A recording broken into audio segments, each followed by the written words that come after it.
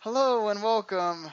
This is awesome and proud moment for Gary and I as we're introducing our first affiliate podcast, and it's two guys that you've heard with us so many times on the W2Ms that we do, the Wrestling Unwrapped to the Maxes. Harry Broadhurst and Patrick Hedsa. They are doing the first episode on the W2M Network of their Wrestling Unwrapped podcast, and here's Harry and Patrick to do the show for you. Here you go. Well, I'm sure we'll probably integrate Sean at various points if he doesn't mind. I would assume he's seen the case matter at hand. It's been a long time since I've seen that show, so I could help you with Consider some of yourself the lucky. wrestlers, I guess. Consider yourself lucky. Yeah, Patrick no just kidding. watched it yesterday. Poor schmuck. You would not believe how many people actually messaged me asking me why I was watching this show yesterday. Well, there's one simple word that describes this for us, Patrick. It's the same reason I'm a Bills fan and you're a Bears fan. The word you're looking for is glutton. Specifically for punishment. Yes. As Sean ever so deeply and very nicely mentioned, yes, this is our brand spanking new debut version, relaunch, reboot, I don't know what you want to call it yet, of Wrestling Unwrapped here on the W2M Network. And once again, Sean and to Gary, who is not in the show with us, thank you both very, very much for allowing us to join your network. And obviously, if Harry wants to say anything, he can as well. But this is definitely, hopefully, the beginning of something that will grow big and grow huge, from here on out. So once again, I do want to thank you, Sean. Yeah, I'll just echo what Patrick just said. It's good to be back on the air. Obviously, I've never left podcasting during the downtime there. I still have the episodes of the Raw Reaction, which you guys can catch me on Monday nights with Tony Acero and Rick Balin, who's also a contributor to Wrestling Unwrapped to the Max. But no, it's good to be able to look back into these older shows and to give these independent promotions some exposure that we're going to be giving them going forward as well. I know that I had a lot of fun when we were originally doing this, bringing attention to companies like Shimmer and AAW and AIW and all those other interesting. We covered a couple of PWG shows as well. So I'm looking forward to getting back into the world of independent wrestling. And as Sean posted on the Wrestling to the Max Facebook group, there was a talk about how they used to do show reviews on their episodes of Wrestling to the Max. But the thing is they wouldn't go into the amount of detail that Patrick and I do for these shows. And I feel that us being on this network is an excellent compliment to them because you can hear our opinions on the current stuff when we do the Wrestling Unwrapped to the Maxes. But then you'll also be able to get our takes as kind of where we come from as far as wrestling fan bases, going back and checking out some of these older shows as well. Absolutely. So, because I figured we would kind of use the beginning a little bit here before we actually get into the show to kind of introduce ourselves a little bit, because we've never, as much as we, have talked on W2M, as we sometimes call it, and all the podcasts that we have done, we've never really actually introduced ourselves and what we do. Obviously, Patrick Hetza, have been a fan pretty much my entire life, and Harry and I are both actually DVD collectors. Some of us have a bigger collection than the others. Whereas, I believe mine is either at or near 250, while Harry's is 150 or something like that, some smaller number than me, of course. I'm going to go ahead and let you slide here since it's our first episode back. I'll be next. Oh, gee, thanks. My actual collection is somewhere in the neighborhood of about 2,800 at this point.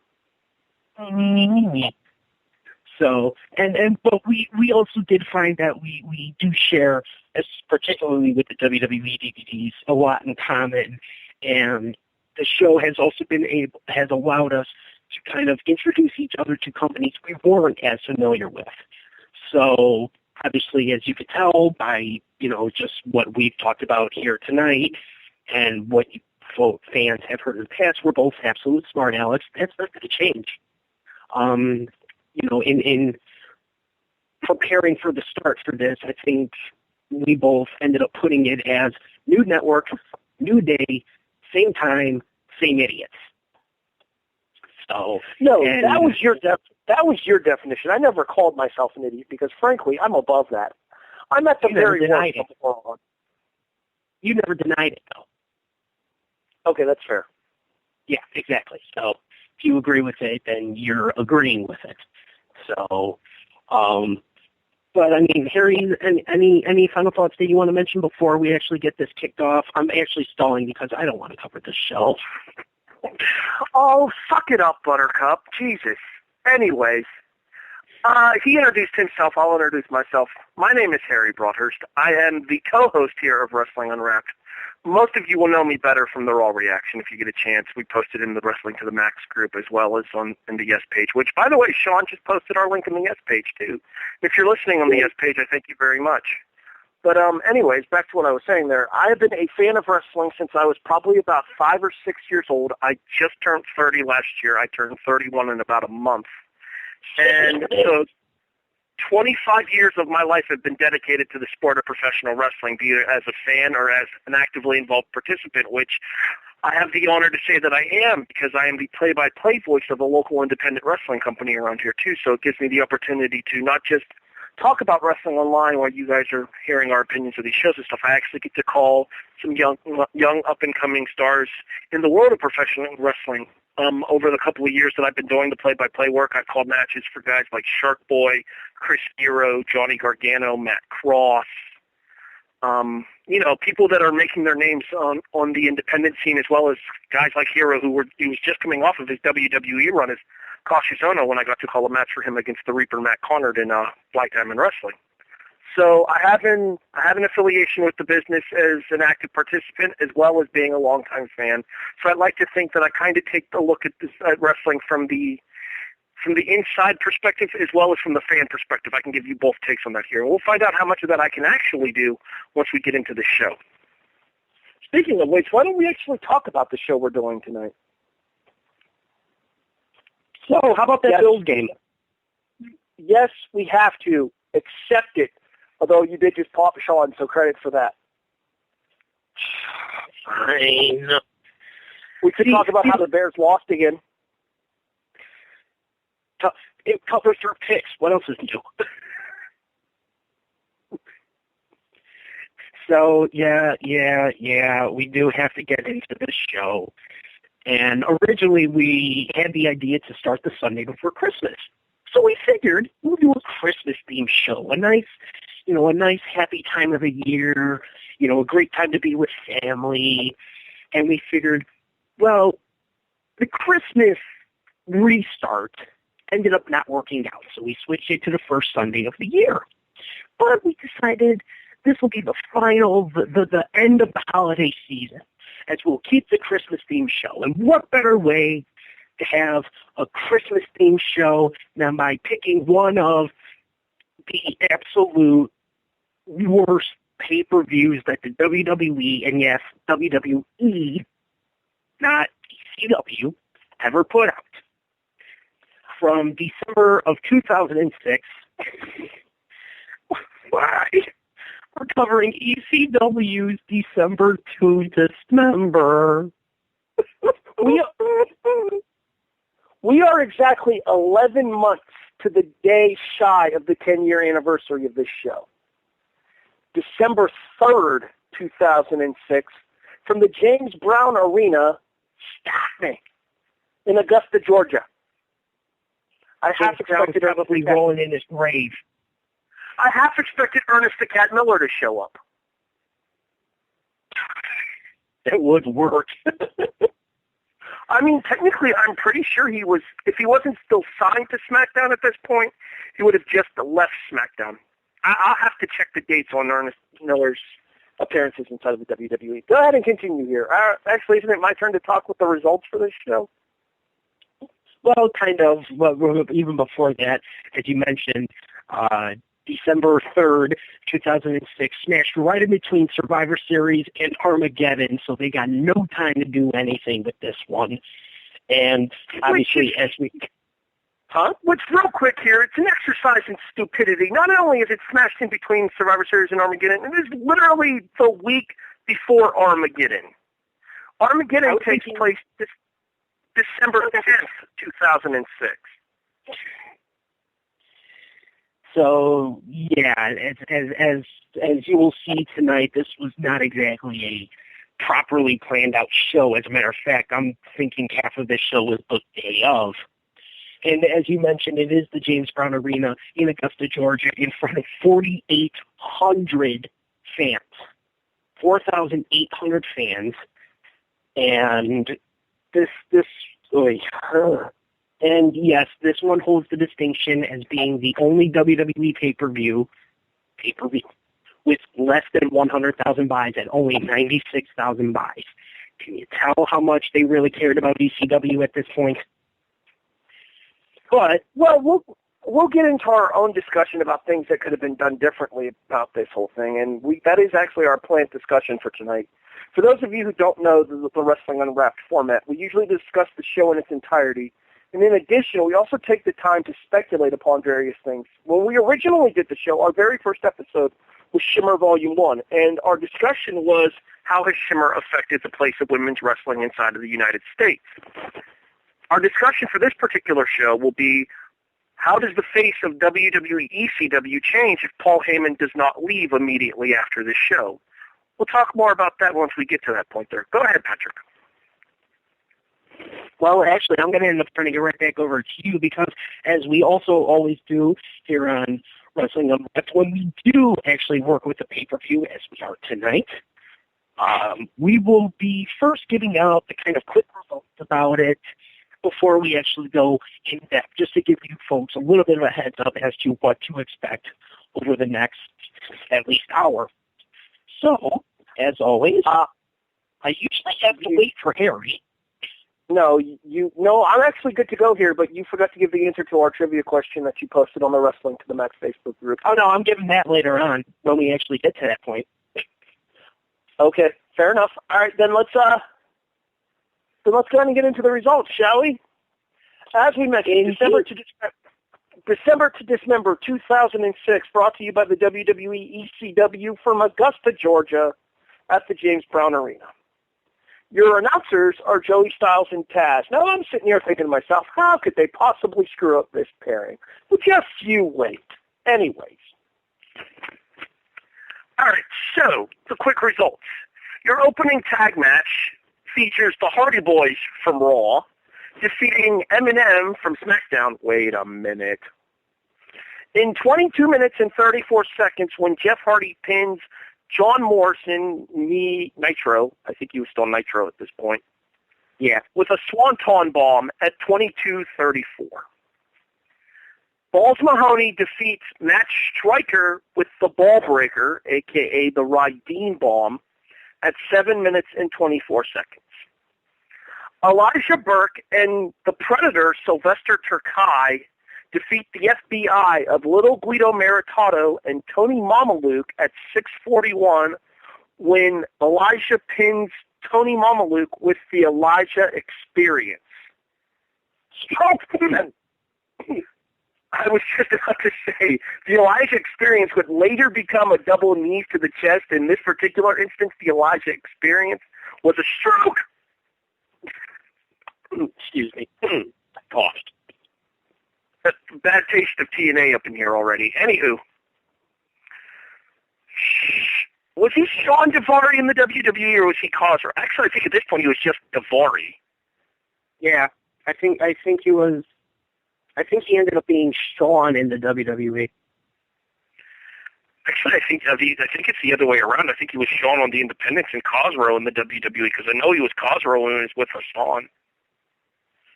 That's something we'll have to look at a little later. Anywho, Daivari pins Tommy Dreamer with a roll-up with the tights at 7 minutes and 23 seconds. Our producer has stepped away to get something to eat. This is what happens when you call football games all day, producer. Anywho, He's on mute. He's on mute. no, that means his microphone's muted, not ours. Anyway.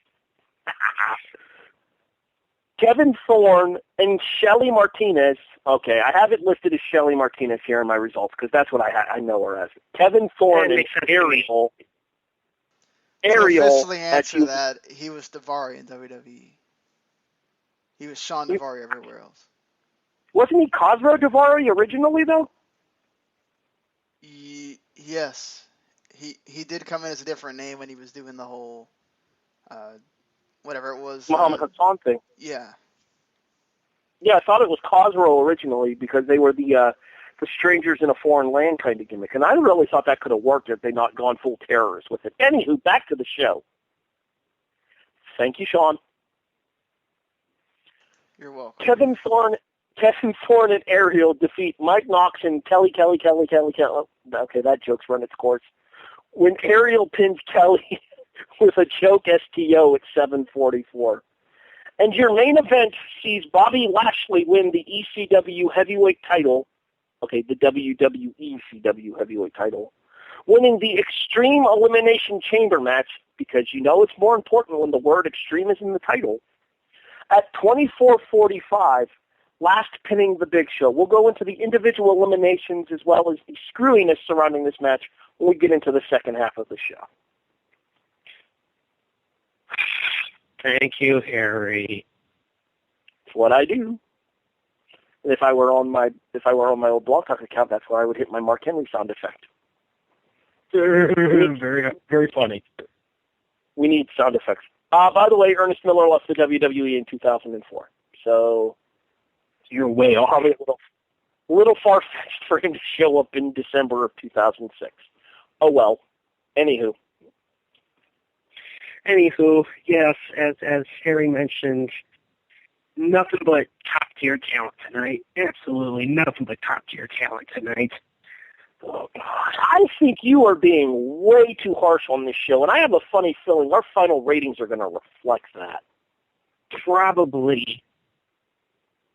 This could be the widest gap in final rating in the history of Wrestling Unwrapped, too. I honestly don't remember us even having that wide of a gap, honestly.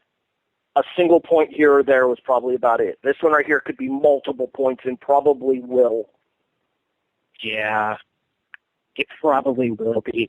But the only way to find out about that is for us to actually get into the actual review of this show. Once again, ECW December to Dismember. Real quick, before we get into the actual review of the show, why don't you go and break down the format of what to expect for everybody?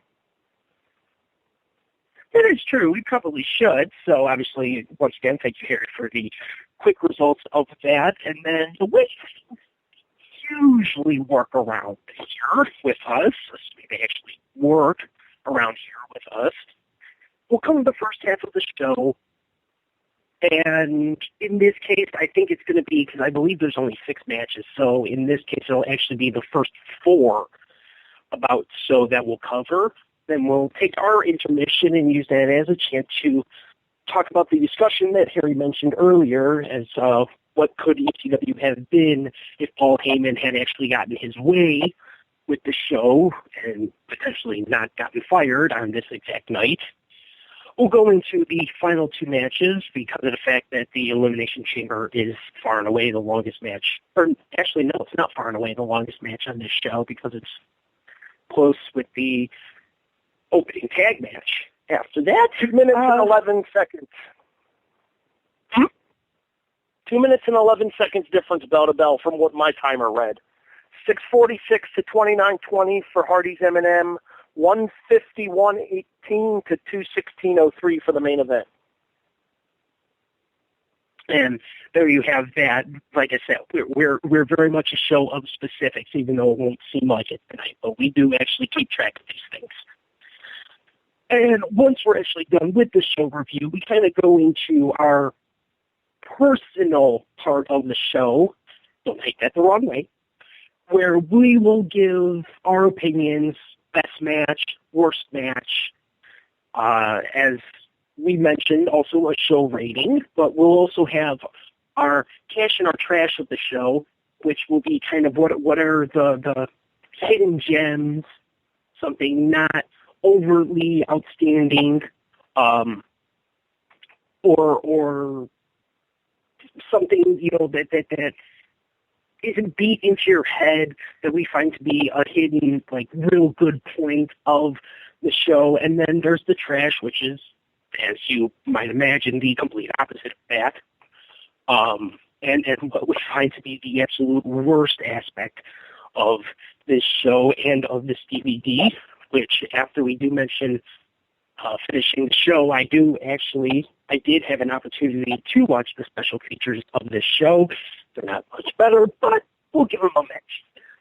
And then, obviously, best match, worst match, and kind of our final thoughts, all leading up to the final rating of the show. And unlike the Raw Reaction or W2 or WU2M, we don't usually do an MVP of the show. So that's one thing that I don't think we're really going to change.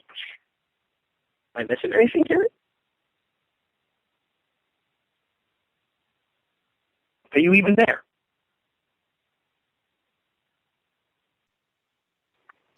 Harry? Yeah, Harry lost.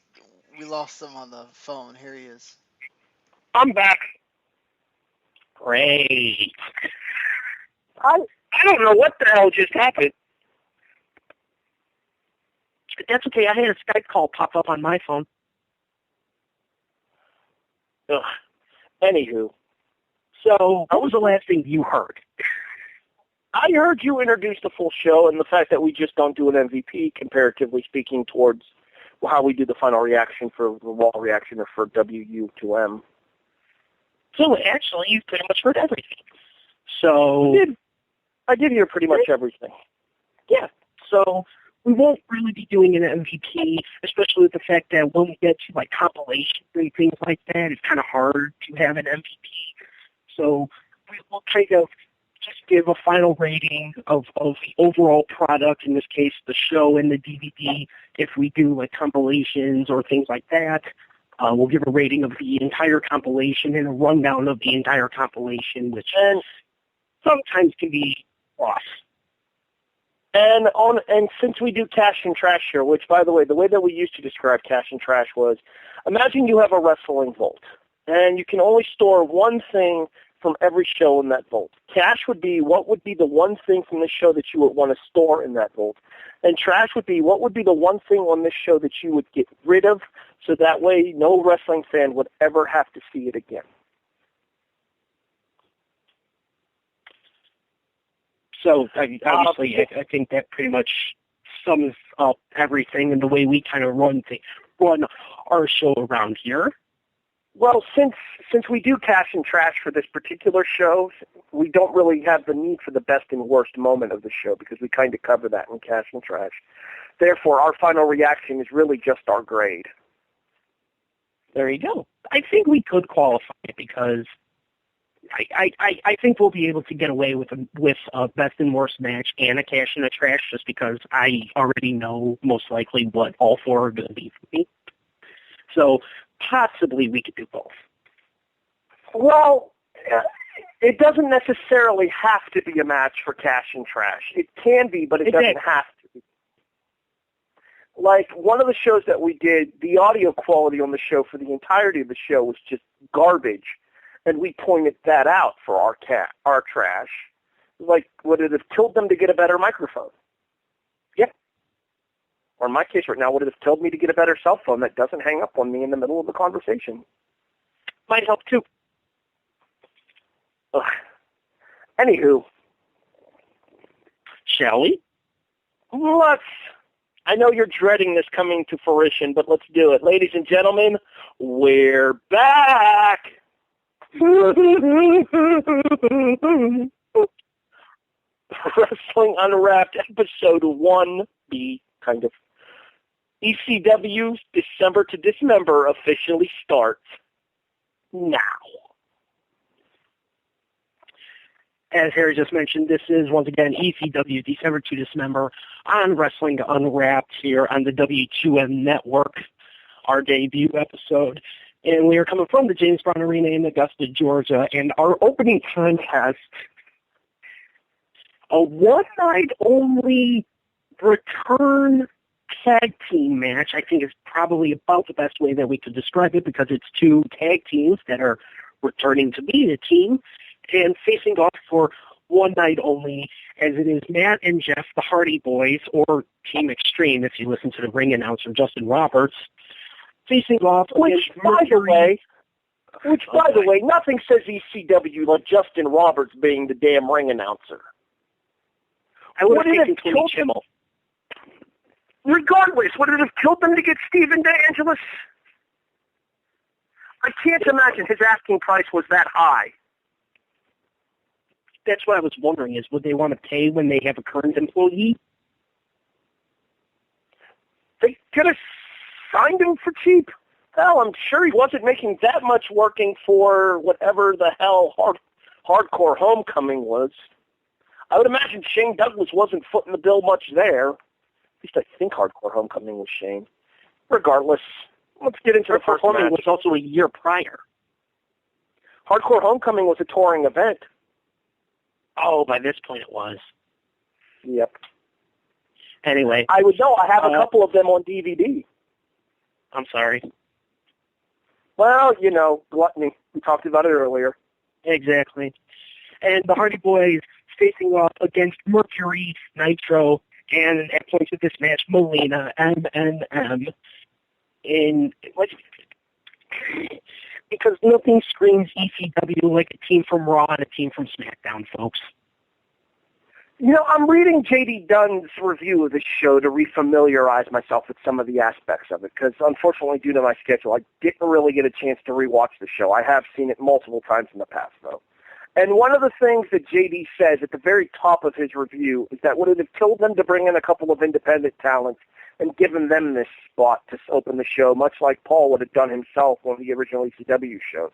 I take you back to the teams like York and Matthews, like Simon and Swinger, like the Hot Commodity. You know, those teams that were lower card on the ECW roster but were just starting on the roster and getting those pay-per-view opportunities.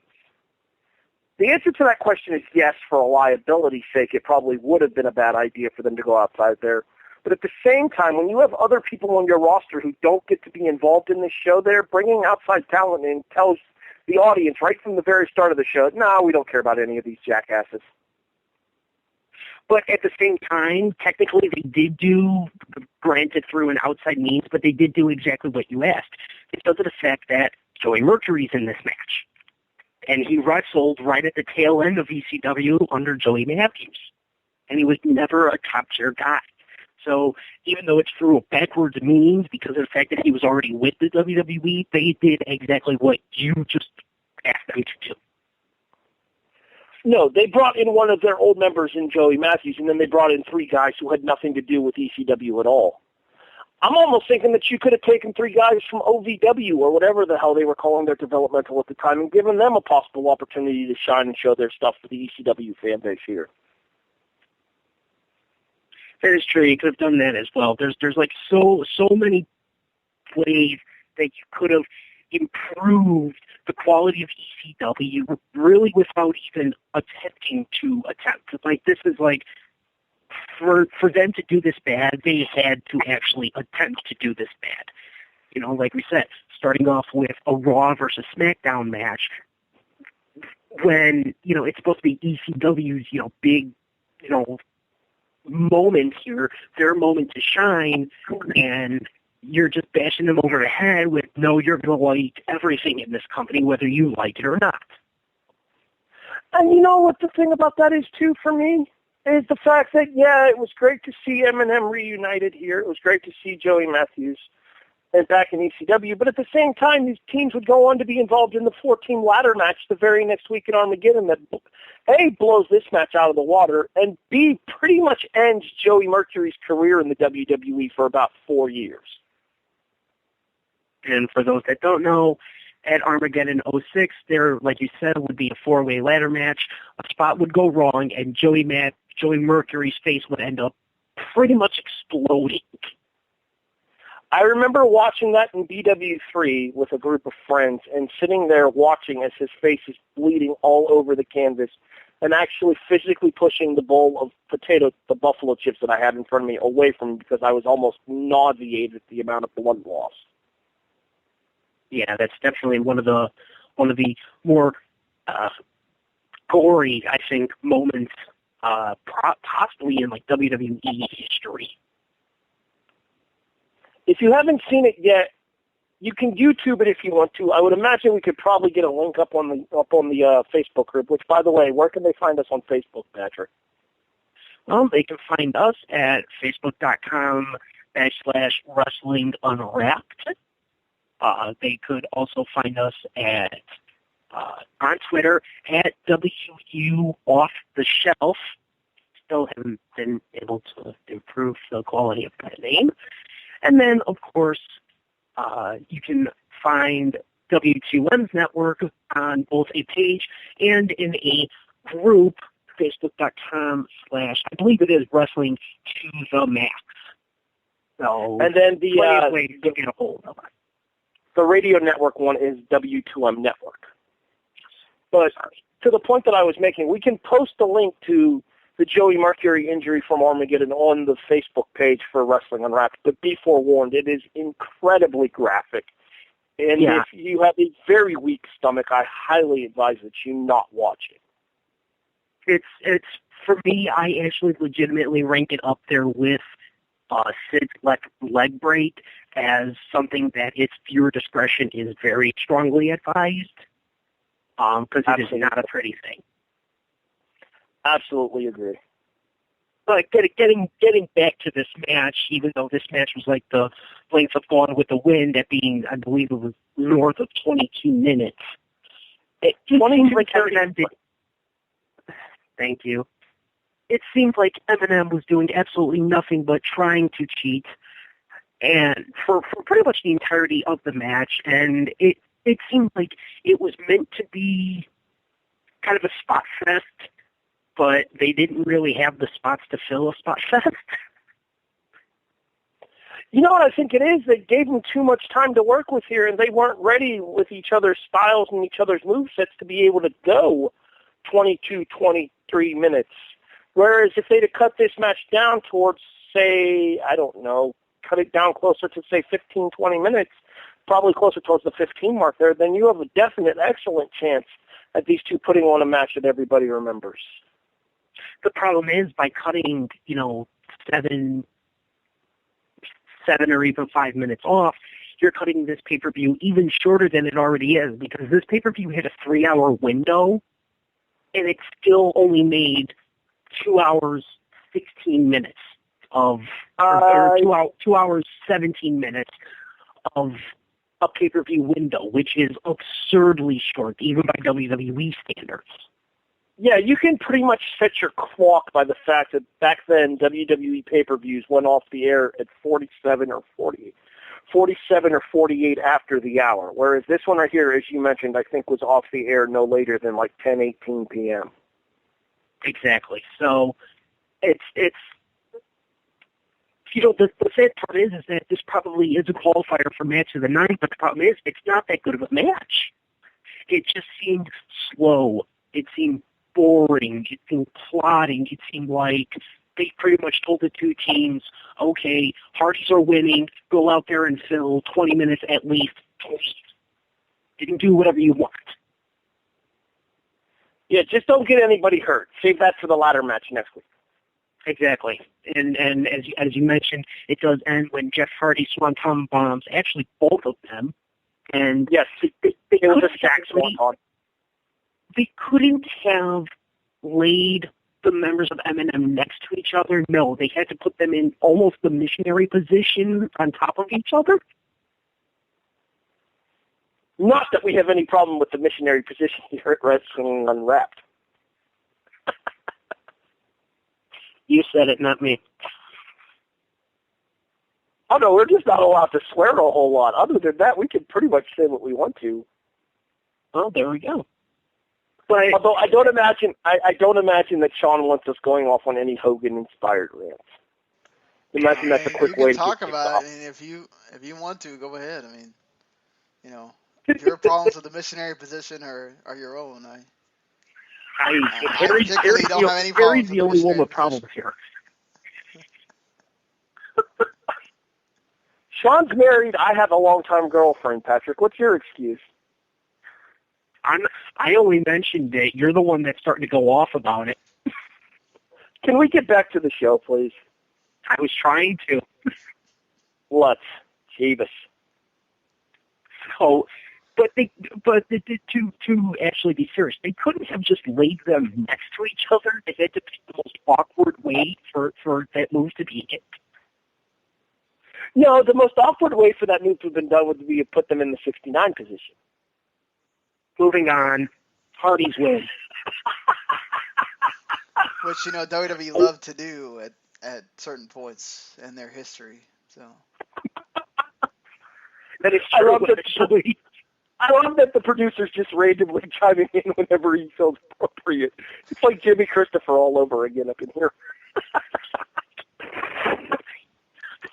Moving on. No, let's not completely shortchange this match here. This match was announced in advance, but at the same time, it would have been the first time these two teams were teaming up to face each other ever. So you can be a little bit more forgiving of clunkiness in areas than you would be under a match where teams had a lot of experience against each other. That being said, I still think that you could probably take 5 or 6 minutes off of this match and use it to put somebody else that was going on in ECW at that time. Sandman doesn't have a match. There are other people that eventually... To be fair, though, the Sandman doesn't have a match, but he does have his moment on the pay-per-view. Yes, he does get a moment later on the pay-per-view, but all right, they show Hardcore Holly just standing around backstage in order before he takes the spot. We'll get to this more into depth in this in a little bit later. When he takes the spot of Sabu in the main event tonight, you couldn't have thrown Hardcore Holly into a brief match before Heyman puts him into the main event. I doubt Hardcore Holly would have wanted. Real quick, I doubt Hardcore Holly would have wanted to wrestle twice. Well, what Hardcore Holly wants and what would have been best for this pay-per-view are two completely different things. Hardcore Holly doesn't care about the pay-per-view. He just cares about himself. Let's talk about me. Now I'm having flashbacks to 1999 hardcore champion Hardcore Holly. This is your fault. What were you saying? Back to the show at hand. I feel like they gave these guys too much time, and it wasn't necessarily M&M or the Hardy Boys' fault. It was more the fact that they just didn't have enough set up for this pay-per-view. Yeah, I mean, this match was legitimately made on 5 days' notice because the match was only just made on the ECW episode the Tuesday before this, which would have I believe legitimately would have been the first time that M&M and the Hardys were even in the same ring at the same time facing off against each other because they get into a brawl, to try and set up this match. So, yeah, I think it's one of those things where if they had a mayor, say they do that moment earlier in the show, and then they do a match on that episode of ECW, and it ends up in a huge schmoz or something, but it's only 10 minutes long, and it kind of acts as a feeler between the two. This match probably would have been better, but being their first match against each other, it was absolutely clunky, and like you said, they had way, way too much time.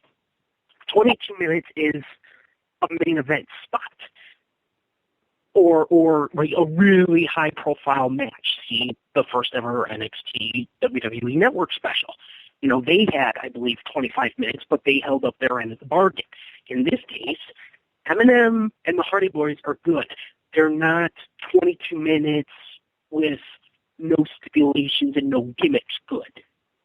So, you could blame the book. You could blame this one on the booking, but if you know you're about to do 22 minutes, figure something out.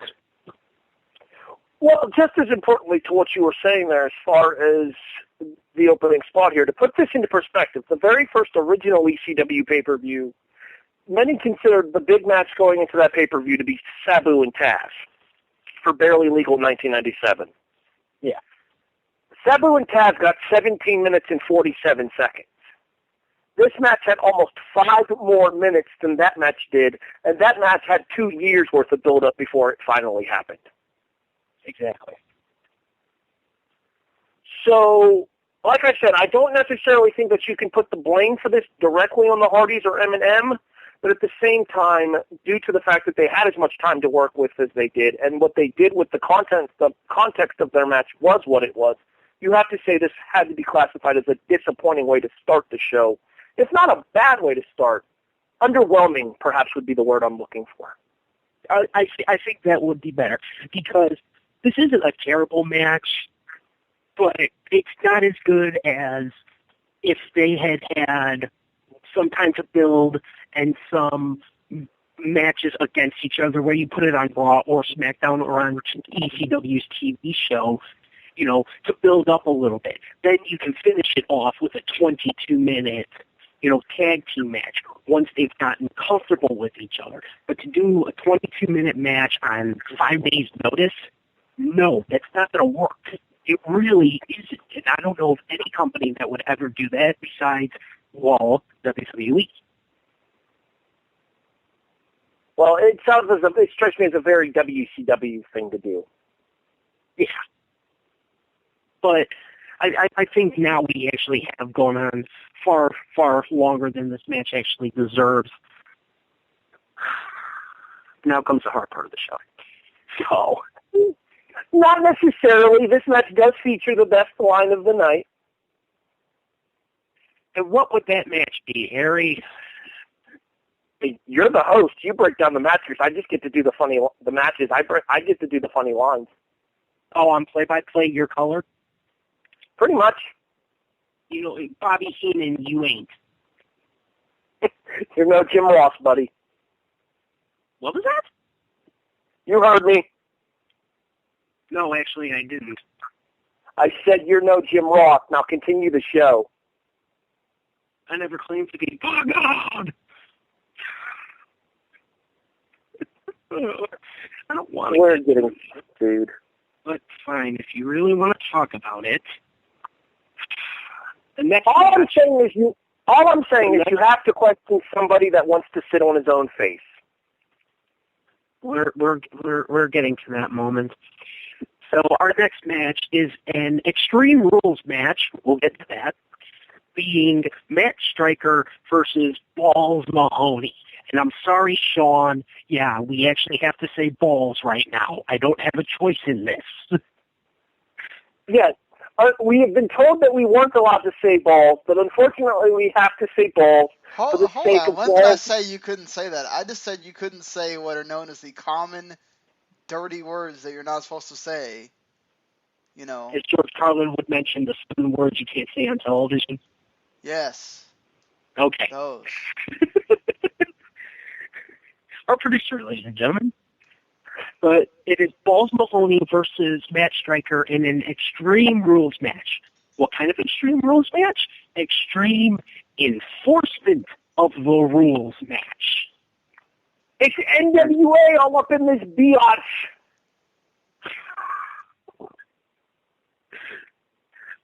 And I'm trying to remember the rules that Matt Striker wanted strictly enforced. It was no close fist.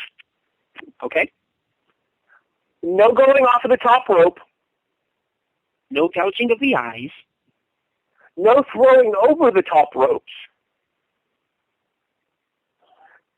It was pretty much what was the name of that guy in WCW? The one that everybody hated. There's a lot of them. No. It's pretty much the Jim Fry handbook. Oh, wait, there was one more. We'll call this the W2M rule. No swearing. I'm sorry, Sean. God, man. I just don't want an explicit tag all over my network. Is that a problem? You won't have one, don't worry. You won't have one. Okay. I hereby promise that any time I feel the need to say something naughty with 4 letters in it, I will hit a cell phone button instead. Perfect.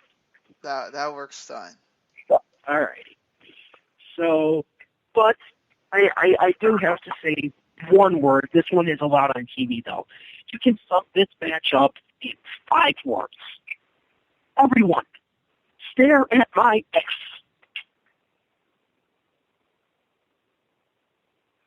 Because this whole match pretty much centered around Matt Striker's sister in his Argyle trunks that were probably about 2 sizes too tight, that also featured his face on the back side of it. Why does Matt Striker want to sit on his own face? I don't know. But which leads us to the aforementioned Joey Styles line of, you have to question somebody who wants to sit on his own face.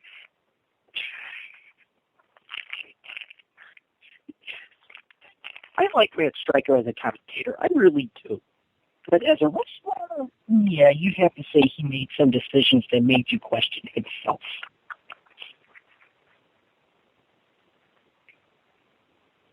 You know, because the thing about it is, you know, they could have said, hey, we want you to have tights that have your own face on them. And he could have said, okay. But you know what? The fact of the matter is, he still had to order those things and had to have them made.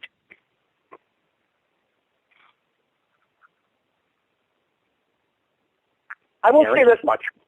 I actually think that Stryker was underrated as a worker.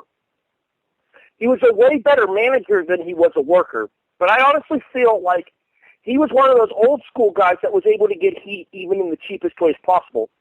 And for a promotion like ECW, the WWE ECW here, it was necessary for them to have these guys that the fans wanted to boo. And Stryker was that guy.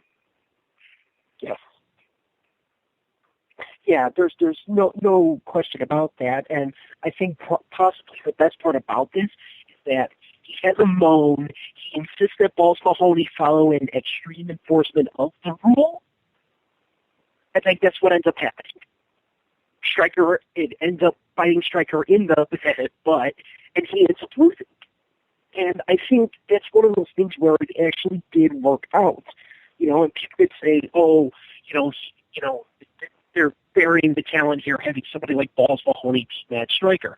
But, well, no, because at the same time, Stryker, you know, having everything turned around on him would actually work in his favor.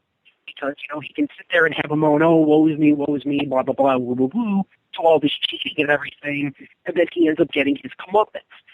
Last I checked, that's kind of what you want the heel to end up getting. You know, so I think him losing even to somebody like Balls Mahoney, I don't think it actually did hurt him that much. No, I think this match filled its place very nicely on the card in the fact that you had a young heel. No, let's be honest here. The need to make stars with the WWE's ECW was clearly there, but at the same time, regardless of your fact to need to make stars, and eventually Stryker would be made as a manager rather than as a worker, you also want to be true to your fan base that's watching the show by giving your guys, like your Balls Mahoney's, like your Little Guidos and your Tony Mamalukes, their chance to shine on these shows as well. Exactly. And you see an example of the original talent being used to help create stars in the new environment a little bit later on in the show in the Daivari and Dreamer match. Yeah, so I think this I think one thing we'll find out is this pay-per-view wasn't really intended to really continue many storylines, although it would for one in particular, but at least for 2 days. But I think it was more of still an introduction of the new ECW, WWECW to the fans to say, here's a guy you boo, but he always ends up getting his comeuppance. Here's the guy you cheer, you know, and now he's the champion. And I think that's kind of what it ended up being about. And in that aspect, it kind of didn't work. But as we get deeper into this, I think we'll still see how everything goes very, very wrong by the end of the night, because here's the guy you cheer, but the problem is it's probably not the guy that the fans want to cheer. So, be that as it may, that's for down the road. So our next match is a mighty interesting one, as it is Little Guido Maritato and Tony Mamalu, the FBI, with Trinity wearing half a dress. Not. It's true, though. I wish I could give her $50. She can buy the rest of it. And they're off. Well, not the least revealing outfit Trinity had ever worn, but up there. Probably not even the least revealing outfit worn on this night. Well, be that as it may, and they're facing off against the Elijah Burke Experience and the Man Bear, Sylvester Turkai. We have an audience. We did it when it's Sean's daughter. I hope she likes the show. So this was another match that was essentially just made to try and get somebody over, more or less. Yeah, I really don't think they cared that much about Tony and Guido in the new ECW, and especially since the new ECW didn't have a tag title division and never did. This was more about showcasing one of the big guys coming out of OVW up onto the main roster that Paul Heyman saw something in, and that would be none other than Elijah Burke. Exactly, and Elijah Burke would, and I mean, let's be fair. Even with Turkai being in this match as one of the new guys, Elijah Burke was this match. He was essentially the only thing this match had, because you could see almost immediately that Turkai had very little going for him, aside from that, the MMA background, that he did have, down to still wearing the MMA style gloves, but he had nothing going for him. He had no charisma, no personality, nothing. And I'm sorry, but I don't think having the nickname of the Man Bear, which they did call him on the pay-per-view, I distinctly heard that at least once, is not a great nickname for somebody to have, especially when they're new. Because that just tells me you're human and you're hairy. It doesn't say much about you, as opposed to Burke. Wait, time out. What's wrong with being a hairy human? Nobody that is hairy or named Harry is any good. Oh, wait. We're going to go back into hiatus after the show is what's going to happen. Permanent hiatus? Harry is apparently going to, come through the screen. Attack Patrick. Well, actually, what I'm doing right now is I'm actually trying to pull up Sylvester Turkai's Wikipedia page to find out how much longer he stuck around after this match. Because I don't believe he was in ECW for much longer after this. I remember an 8-man tag match at WrestleMania 2007 where the New Breed took on the ECW Originals, and Elijah Burke was a part of the New Breed for that match, but Turkai definitely was not. I was going to say, if he's around even through the Rumble, I would be surprised. He was definitely gone by WrestleMania 23, which is the pay-per-view you're talking about. He didn't make the Rumble. He was gone January 18th, 2007. Which would be, 5 weeks later? 6? Thereabouts. So, as you could see, the Man Bear, didn't exactly last long. But I still don't even think that Turkai was supposed to be a focus on this. I still think that it was supposed to be Burke, and Burke ends up getting the win with the Elijah Burke Experience, which, as we mentioned earlier, was with a stroke. It's what it was. Yeah, apparently I screwed up. The double knees that Elijah used to use was the Elijah Express.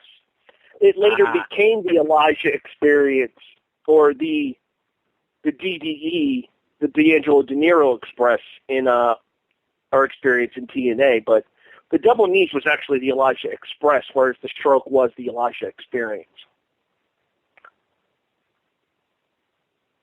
So does he have one where he ends up flat as a pancake called the Elijah Wood? Sorry.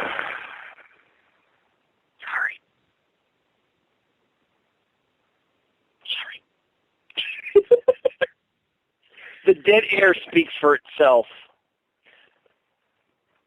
Thank God we don't have sound effects. To say, thank God we don't have sound effects, or we'd end up with crickets. Don't tempt me. I have an internet browser in front of me, and I know how to use it. Anywho, the couple of minutes that I think that should have been shaved off of the Eminem Hardy match could have gone here, actually, to give newer fans a chance to get more and more acquainted with Little Guido and Tony Mamaluke. I honestly feel at the time of ECW's closing, the original ECW's closing back in January of 2001, the last show was officially January 18th, 2001. I own it on DVD through our I don't know what to call them over at RS Video, because obviously the opinions on that guy vary from week to week. But anywho, as far as that particular show goes, towards the very tail end of ECW, Little Guido and Tony Mamaluke at one point could have been considered the best tag team in professional wrestling. And I would definitely put them up there for that moniker. And I feel bad that they never got the opportunity to showcase in the WWE what it was that made them so popular in the original ECW, whereas the personalities that they were able to show with guys like Wildfire Tommy Rich and like the crazy-eyed Southern boy Tracy Smothers.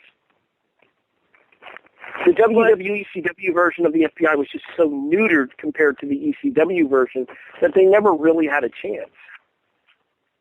Yeah, I know exactly what you're talking about, because, in reality, the FBI was a combination of ECW's FBI and WCW's Mamaluke's, because I believe Big Vito was in the FBI in the WWE, after being in the Mamaluke's in WCW. But Big Vito was in the FBI in the WWE, but not the ECW version. He was on the version on SmackDown. It was Guido, Vito, and Chuck Palumbo. Oh, yeah, I forgot about Chuck Palumbo, as did everyone else.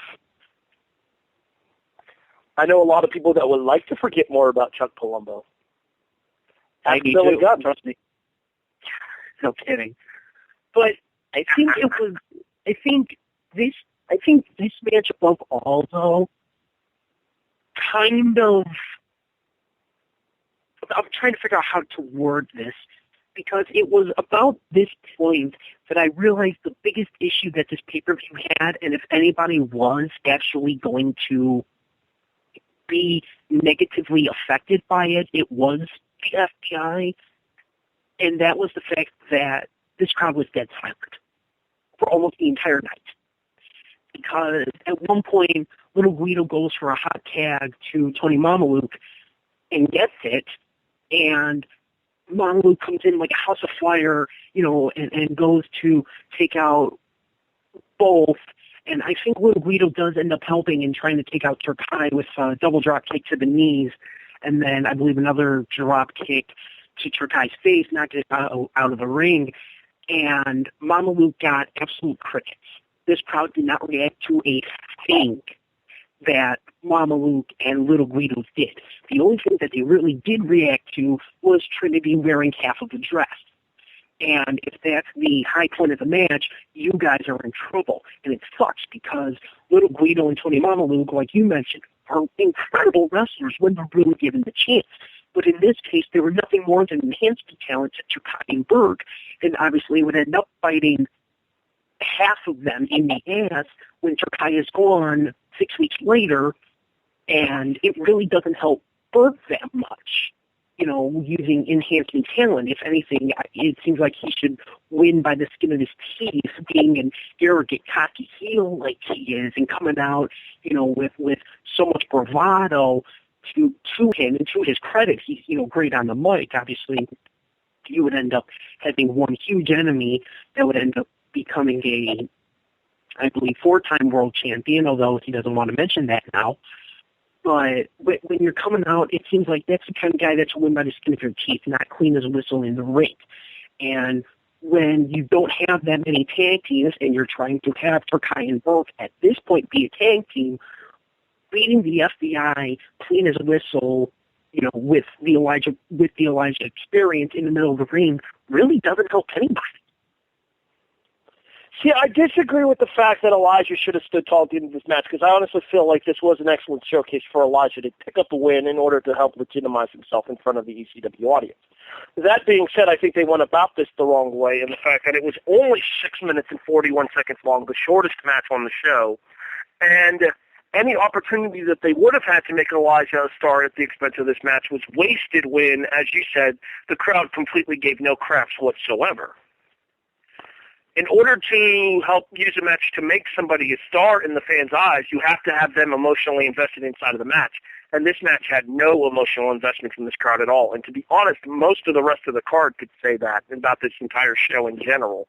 There were like 4 people on this entire show that these fans cared about. And it was pretty blatantly obvious which 4 people those were. Well, but also at the same point, if you're going to a pay-per-view, a worldwide showing of your company, and you only have 2 matches announced, you're not helping your cause. If they had even mentioned any of this on the episode before, I think there would be a little bit more investment, because like, oh, I'm going to get to see these guys, and I'm going to get to see this guy. But when you only have the 2 main matches as previously booked, one of which was only booked 5 days prior, you're not helping your cause with anything. I don't disagree with you, but at the same time, as wrestlers, your job is also to get the fans invested into your match if they're not. And for the booking staff to put wrestlers in the position where they have the opportunity to get the fans into their matches. When you only have 6 minutes to work with, there's only so much you can do with that. Exactly. So it's just they're essentially setting themselves up for failure. And depending on who you talk to is going to depend on who you hear should get the blame for it, if that makes any sense. Oh, we'll talk more about that in our discussion after this next match. Exactly. Speaking of this next match, Sean Cosgrove in against Mikey Davari, whatever the hell you want to call him, faces off. Sheik Abdul-Bashir? No? Never mind. Huh? No. Sheik Abdul-Bashir? Never mind. That's a reference that like 4 people are going to get. Boo. Boo on you for that one. You're one of the 4. Yeah, exactly. And he's facing off against one of the very few people that the crowd gave a crap for. I don't think he's one of the 4 that they actually gave a crap for, though. Being Tommy Dreamer, and oh, by the way, there happens to be a 7'5" guy, or 7'5" tall guy standing in the corner of the Fari, being Mr. English major himself, the Great Khali. And this was actually when the Great Khali could still walk.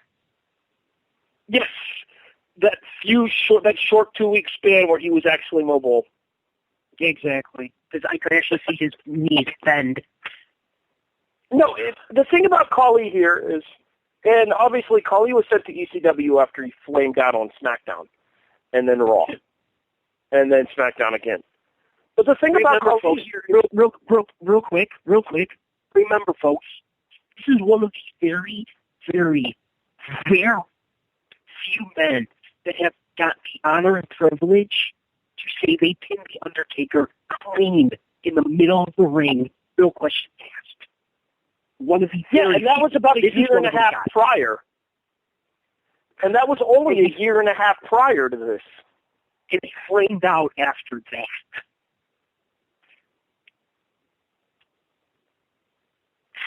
Anyway, back to the point that I was making there before I was so.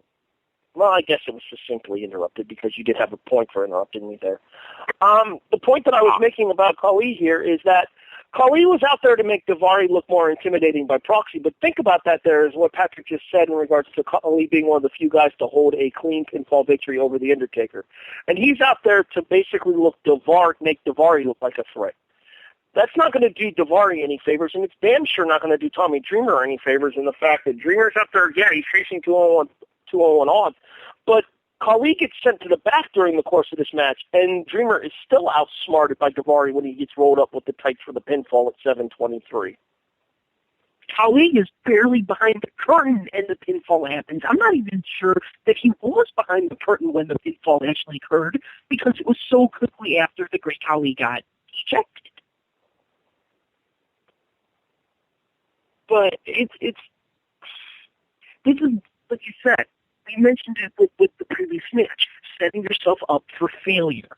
This once again occurring because, like Harry just mentioned, it's not going to help Daivari stealing a victory, especially when he's got a 7-foot guy, because everyone's like, well, he's got a 7-foot guy in his corner, so he can't win on his own. It's not going to help the Great Khali because, once again, he flamed out multiple times, and despite, once again, having a clean pinfall victory over The Undertaker.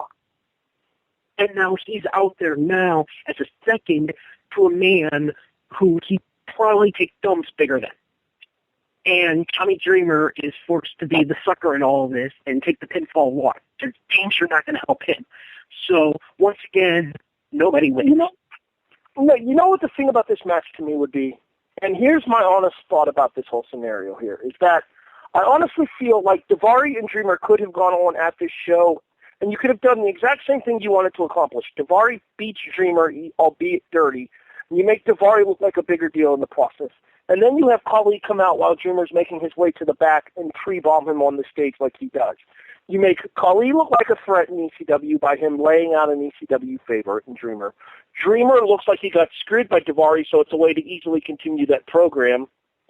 And Daivari comes out with a victory over an ECW original and an ECW legend in Tommy Dreamer that helps him take a step up inside of the WWE ECW fan base's eyes.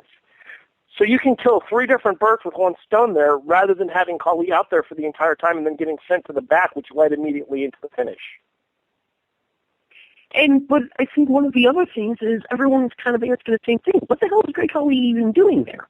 And I think that would have still occurred even if he did come out from the back in your idea, because it just didn't feel like he fit in there. And as Sherry did mention, the whole thing ends with the Great Khali choke bombing Tommy Dreamer onto the actual stage. Hey, extreme moment and ECW type moments. Granted, it didn't look that good in any way, shape, or form, but the effort was there. What? The effort was there, though. It was an attempt to give you a memorable moment at this show, and there were so precious few of those.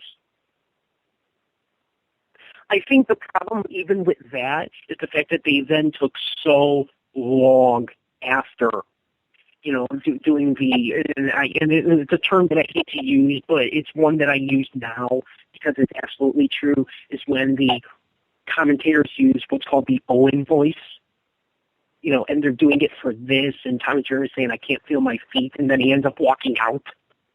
So, yeah, no, it would have made Go ahead.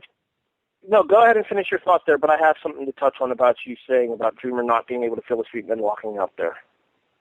It's one of those things where you want an extreme moment. We know Tommy Dreamer can take more, but then you're going to treat it like this in what I feel is somewhat of a classless way to do it. I did not like this at all.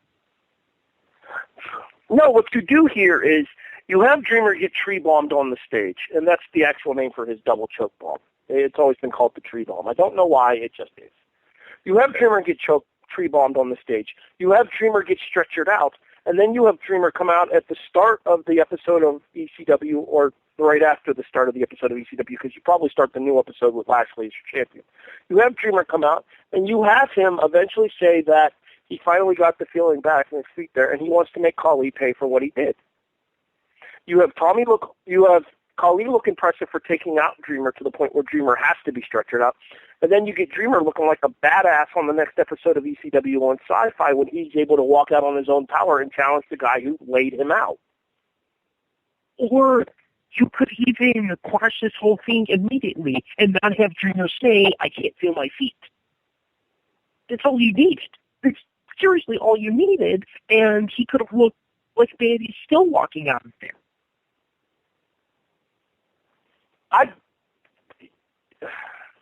I'm kind of torn there, and the reason I say that is because I think there are different ways to go off of the whole Dreamer getting stretchered out thing rather than Dreamer walking out on his own power.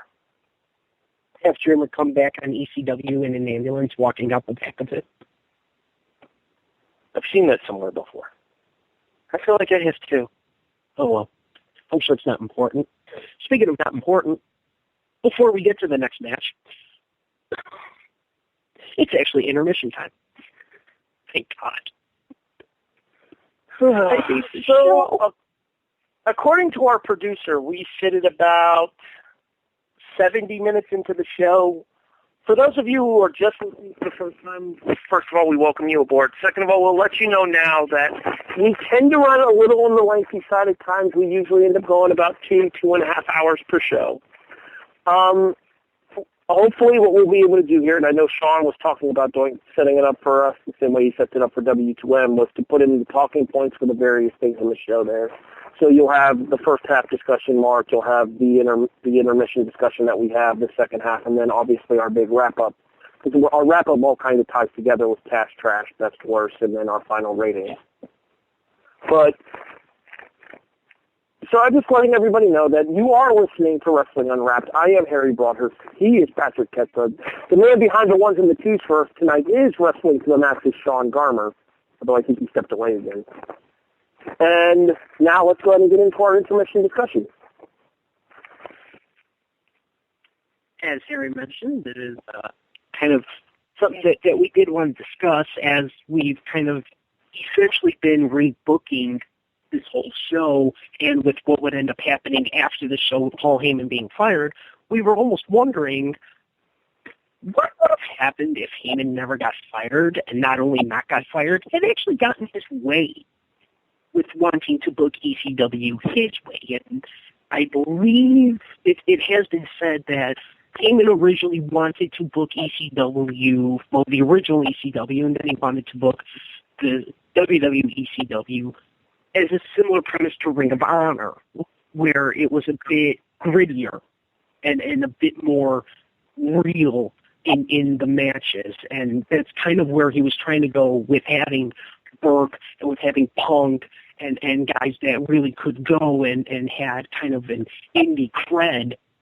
But the $1 million question becomes, what do you think could have actually happened if Heyman had gotten his way? You know what my problem with answering this question is, and I will give you a quick explanation here as to what I mean by that. And having this conversation at this point in the show, we're going to give away part of our discussion for the main event. That is true, and I'll openly admit that it's a bit of a spoiler alert.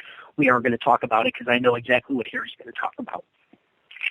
So the issue that I have with doing the discussion here is that. That being said, Heyman actually came out and outright said that there were certain guys on the independent scene and in various other companies that he would have loved to have in the new ECW had he been allowed to run it his way. Obviously, he kept his eyes on a guy like a CM Punk in Ring of Honor. He also wanted Samoa Joe, but the WWE would not sign him at that time. I find a severe level of irony in this, in that we are almost 10 years later, Joe's 10 years older, and now he's an employee of the WWE. Regardless, another man that I believe that it was said that Paul Heyman wanted for his version of ECW in the WWE was Low-Ki. And there were actually original plans to bring Low-Ki into the original ECW had they not gone out of business. So he's another one of those guys who I feel would have added a much different element to ECW. But the thing about it is that with Heyman not having complete control over who was and wasn't getting booked for his ECW, he had these oaths that he had to put on the show, guys like Khali and like Turkai, that would take the spots away from people like the ones that he would want in a Loki or in a Samoa Joe or in a Bryan Danielson, who was probably heavily rumored at the time as well. So essentially, it's kind of moving Ring of Honor to ECW rather than being Ring of Honor. I don't think it kills Ring of Honor, but I definitely think it delivers a major blow to ROH. Even earlier than what they would end up enduring a few years later. Well, I actually do agree, because I think. Well, you have to remember. Go ahead. You have to, just real quick before you go ahead and answer your part there. You have to remember, Ring of Honor was hurt in the summer of 2005 when Punk signed with the WWE, and then Samoa Joe immediately signed with TNA. Except Joe's signing didn't hurt them as much because he was still allowed to work Ring of Honor for a while. Until a major snowstorm. Well, until Ring of Honor also got national television, too. The first time. Right, the ROH on HD Net, which started in 2009, I believe.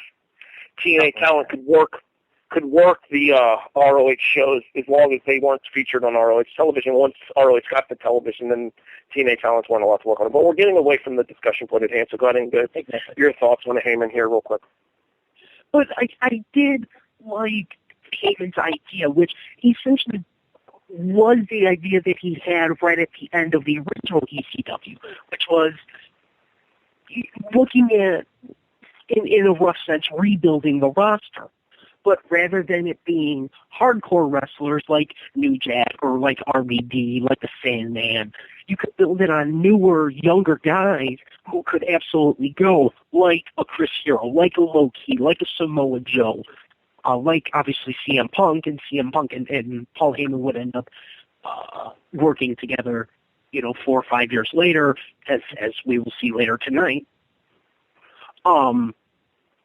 And I think that idea would have worked. Essentially, Paul Heyman would have wanted to create Ring of Honor before Ring of Honor had a chance to be created. And then once we fast forward to 2006, Paul Heyman wanted to still create Ring of Honor after Ring of Honor had been made. It was roughly 4 or 5 years into their run. So I do think younger talent could have helped quite a bit. But like we mentioned, it's something that he would have had to have almost complete control over, and I think anyone who follows the WWE knows there's only one person with complete control over everything, and that's Vince McMahon. And if Vince McMahon doesn't like the idea or doesn't do what you want to do, it's not going to matter. You're going to do what he wants to do. It's not going to be vice versa. So Heyman essentially had his hands tied and was trying his best with what he had. Granted, by the end of this... Sorry, let me just finish this really, really quick.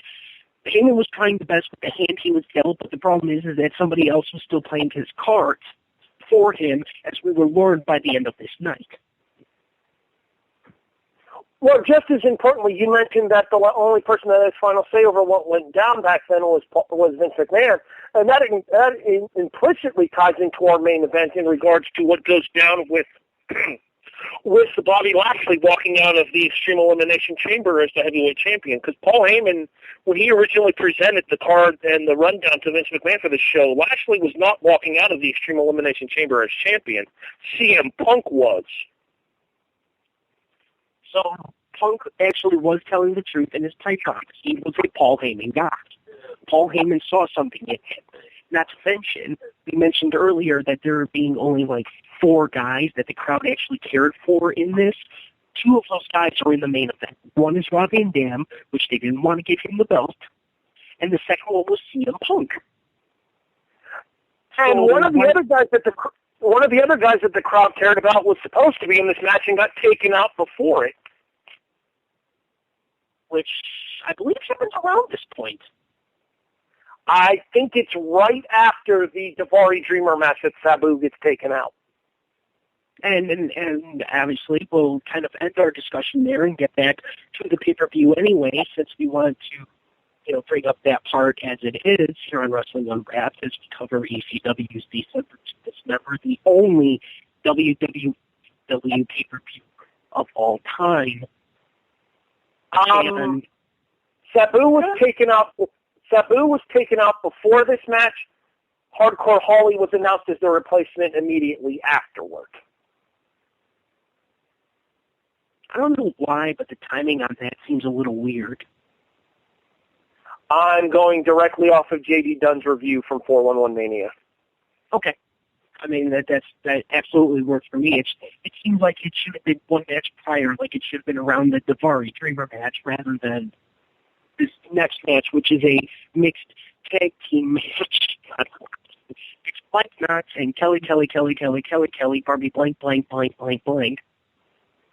Oh, believe me, there have been several times where I've been watching a Kelly match and I've gone to myself,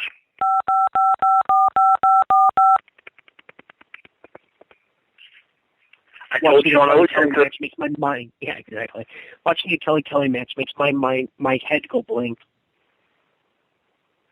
Kind of ironic because so's hers. Anywho. Yeah, pretty much. And they're facing off against Kevin Thorne and Ariel. Remember when Ariel was a tarot card reader originally? You remember when everybody was thinking that Ariel could be a breakout star in ECW? As long as she stayed out of the ring, she could have been, but Shelly Martinez has never been known to be a wrestler.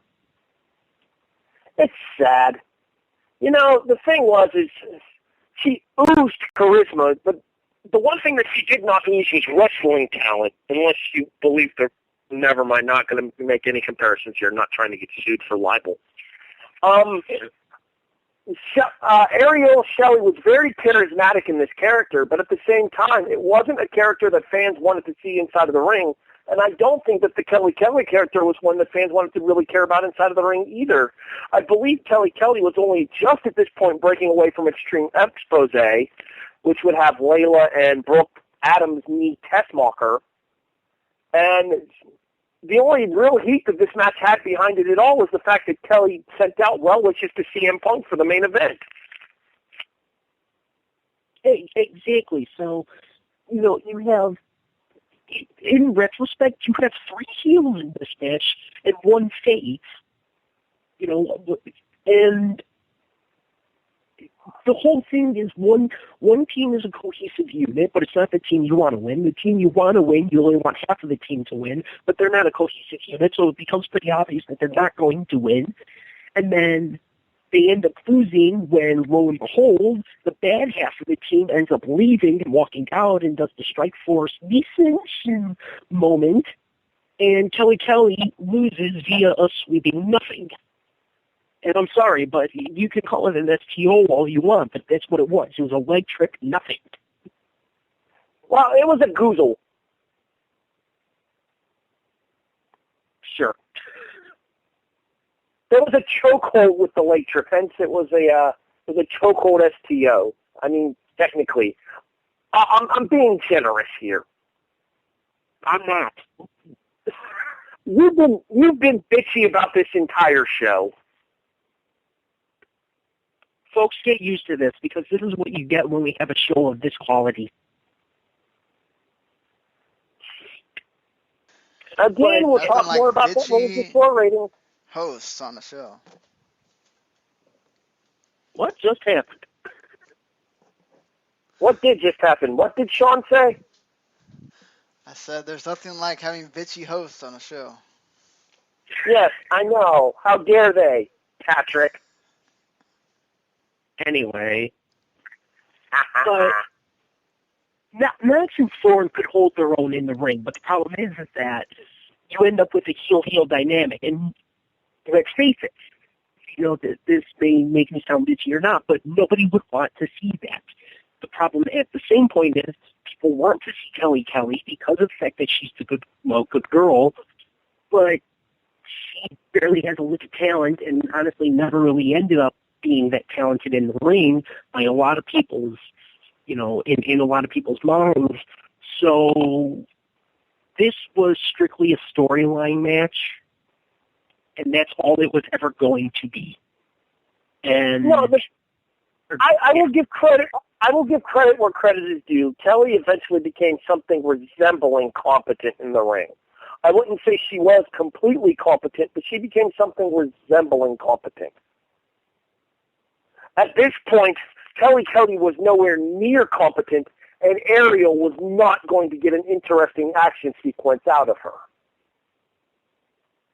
Yeah, you know, if you put Kelly in, excuse me, Kelly in a match with, you know, somebody who worked at the company at the time, so trying to think, this was December of 2006, Alita would still be there, Mickie James was there, I believe Victoria was still there, you know, at that point they could probably draw something out of her. But if you're putting somebody who's very fresh to the actual in-ring stuff against somebody who doesn't usually get involved in the in-ring stuff, it's not going to go well.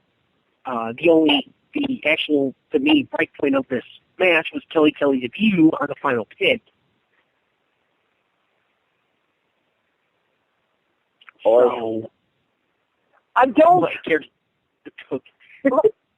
Let me just say this: I don't hate the concept of having a face-heel dynamic with a male and a female pairing in the WWE, in the ECW here. But at the same time, there were certain ways that face-heel alignment with the pairings worked in previous natures that they just did not have here for Mike Knox and Kelly. Usually it was the woman who was disliked and the guy who was liked. And I think that was a story that was easier for them to tell back then because, you know, you had your Dawn Maries, but to your Dawn Maries, you had guys like Lance Stormer or Simon and Swinger. Whereas Simon was a decent mid-card comedy act, whereas Dawn was hated because of her involvement in the upper main event part of the roster. Whereas Simon was just kind of their talent. Ugh. Sorry, I'm having an issue over here. I'm all right. Anywho, so I don't believe that the dynamic being the way that it was worked out. I'm trying to think, and in the WWE/WWF, I think that dynamic has only worked one time. Savage and Liz. 2 times. But then again, at the same time, Elizabeth never really got revenge. Sable and Morrow? Bingo. See, I think Liz did get her revenge when Dusty and Sapphire beat Randy and Sherry at WrestleMania 6. But no, as far as the physical revenge, yeah, I can see where you're coming from here. No, it was definitely more of a case of it didn't really feel like an attempt to recreate Randy Starr, Mark Morrow, and Sable here, though, because I don't think they ever had any kind of Sable crossover expectations for Kelly at this point. They probably could have gotten it a couple of years later. And they definitely, and I guarantee you, Sable definitely didn't start rooting for other guys in the main event scene while she was still with Morrow. Oh, that is true. But I think we ended up looking too far into it, especially when I started bringing up Meryl and Sable and Liz and Macho. But like I said, it's just Mike Knox didn't have the heat for something like this, you know. But to go back to it, when Meryl pulled it off, Meryl had a ton of heat already. Mike Knox did not have the kind of heat needed for something like this. No, I agree. Mike Knox was not over in the slightest, and the problem was they were attempting to get Kelly sympathy from Mike Knox walking out of her. Well, the problem with that is when nobody gives a damn about Mike Knox, then nobody's going to care about what Mike Knox does during the course of a match. Exactly. So once again, you know, and one thing we don't usually do is attempt to rebook a show, but we're doing that a lot here tonight. I mean, on our show. Oh, well, yeah. But once again, missed opportunity. You need Mike Knox to have more heat towards it. So yeah, you're definitely going to need somebody other than Mike Knox to be the one to pull the trigger to get the sympathy for Kelly that you wanted to get here, because Knox wasn't cutting it. Yeah. if suddenly CM Punk turned heel and then pulled this off, he would have a ton of heat because he was already very popular. Right. But, Mike Knox started as heel and never really gained any major traction. So it is what it is, and Kelly would end up going off to be Kelly, while Mike Knox would be pretty much known for having one hand pointing at 10 o'clock and one pointing at 3 o'clock. So I don't get that reference. I'll show you a picture later on. Very well. Okay. The other thing, just one last thing before we move on from this match, because it really doesn't need any more focus than what we've already given it here. The post-match, where, of all people, that it's the Sandman that makes the save for Kelly. Do you agree, disagree? What do you think there? I don't think it was so much the Sandman saving Kelly. I think it was the Sandman going after Kevin Thorne, and it just happened to be that Kelly was in the ring. Because weren't Thorne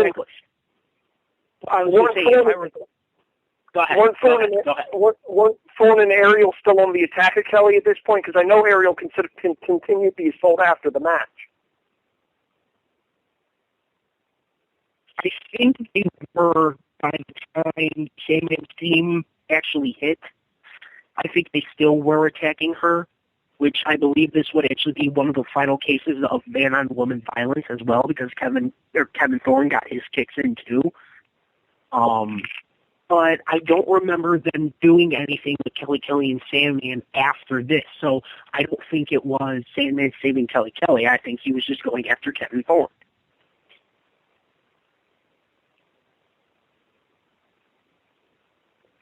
Boy. Okay. Yeah. I think, but once again, we've given this match far too much of its time. I think we've talked more than it was actually done. We tend to do that a lot on this show. Exactly. But I would say it's main event time, but hang on a minute, because there is so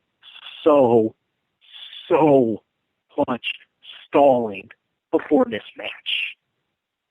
Now, we mentioned that we had asked a trivia question.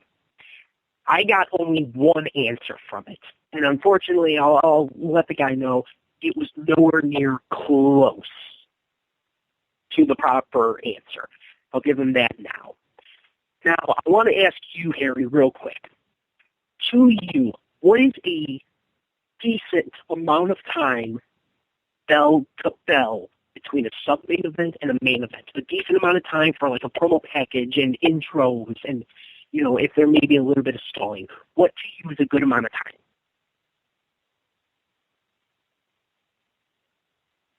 Harry?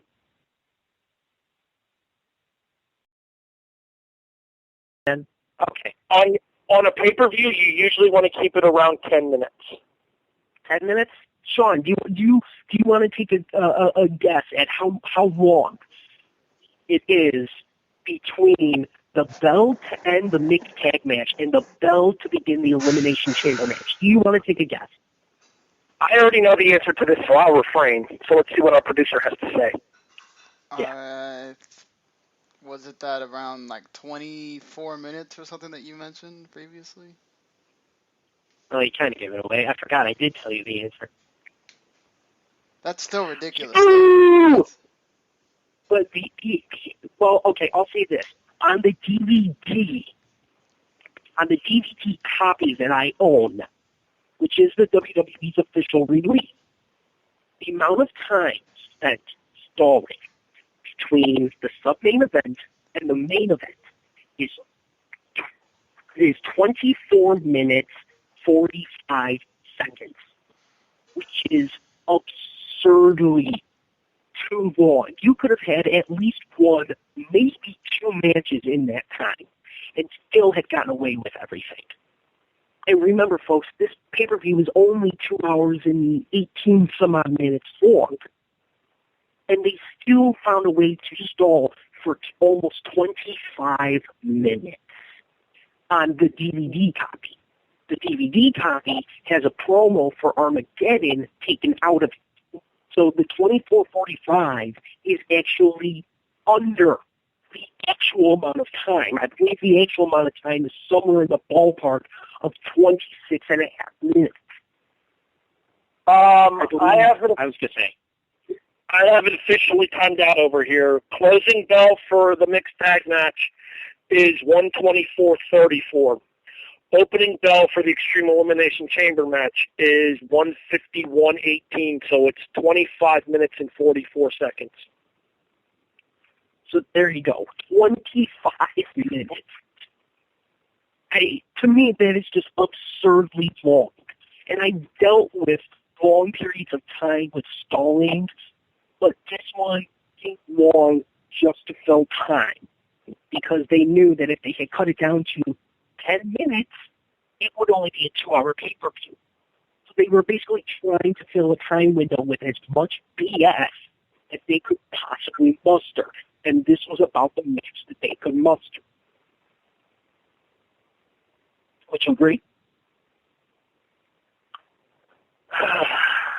So it's okay with the Sandman's involvement at the end of the Mike Knox and Kelly match against Kevin Thorne and Ariel, because it gave Sandman a reason to be out there. It popped the crowd because the crowd actually did like Sandman, and regardless of the ridiculousness involved in his entrance and the fact that the WWE version of his theme music doesn't hold up nearly as well as the ECW version of it did, there was still a large amount of people in that crowd that wanted to see Sandman and were happy to see him get some semblance of revenge on Kevin Thorne. Now, the other... Hold on, I'm drawing a blank here because I know that was there. What was the other thing that happened in between these two things besides the Sandman segment and then the hype package and everything? You had essentially Team Heyman walking down the hallway.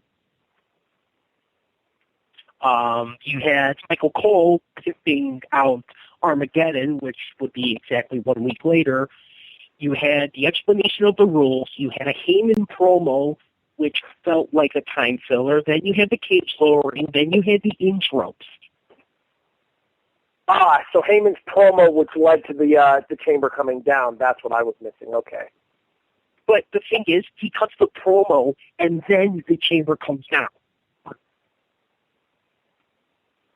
Well, I mean, not they like kind of the promo as it's coming down. Well, it kind of was a throwback to the original Elimination Chamber when Bischoff cut the promo inside of the chamber. But the thing was, is as you said, the chamber was already down when Bischoff cut his promo. Exactly. You know, in this case, if you wanted to, you could take out the Sandman segment, which you probably wouldn't. You could take out Michael Cole. You could do an explanation of the rules while the cage is coming down. You don't need them walking down the hallway. And the intros take absurdly long because they're trying to fill time.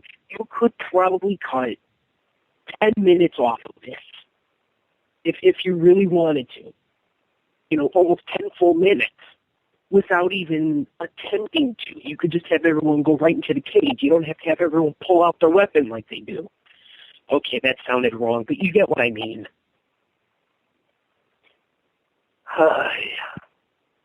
But be that as it may, it is our main event time, and that main event, a 6-man Extreme Elimination Chamber match for the ECW World Championship, is the champion, the New Year's baby himself, Extreme Big Show, versus Bobby Lashley, versus Rob Van Dam, versus Test, versus CM Punk, versus Sab Hardcore Holly.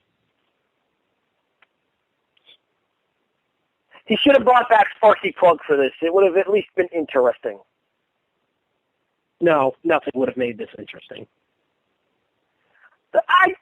Okay.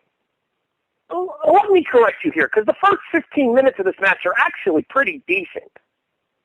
Once Van Dam gets eliminated, then everything goes to... Actually, okay, I will absolutely agree with you there. The ones who are in the pods are Lashley, Big Show, Test, and CM Punk. Therefore, main eventer Hardcore Holly and Rob Van Dam are the ones to begin.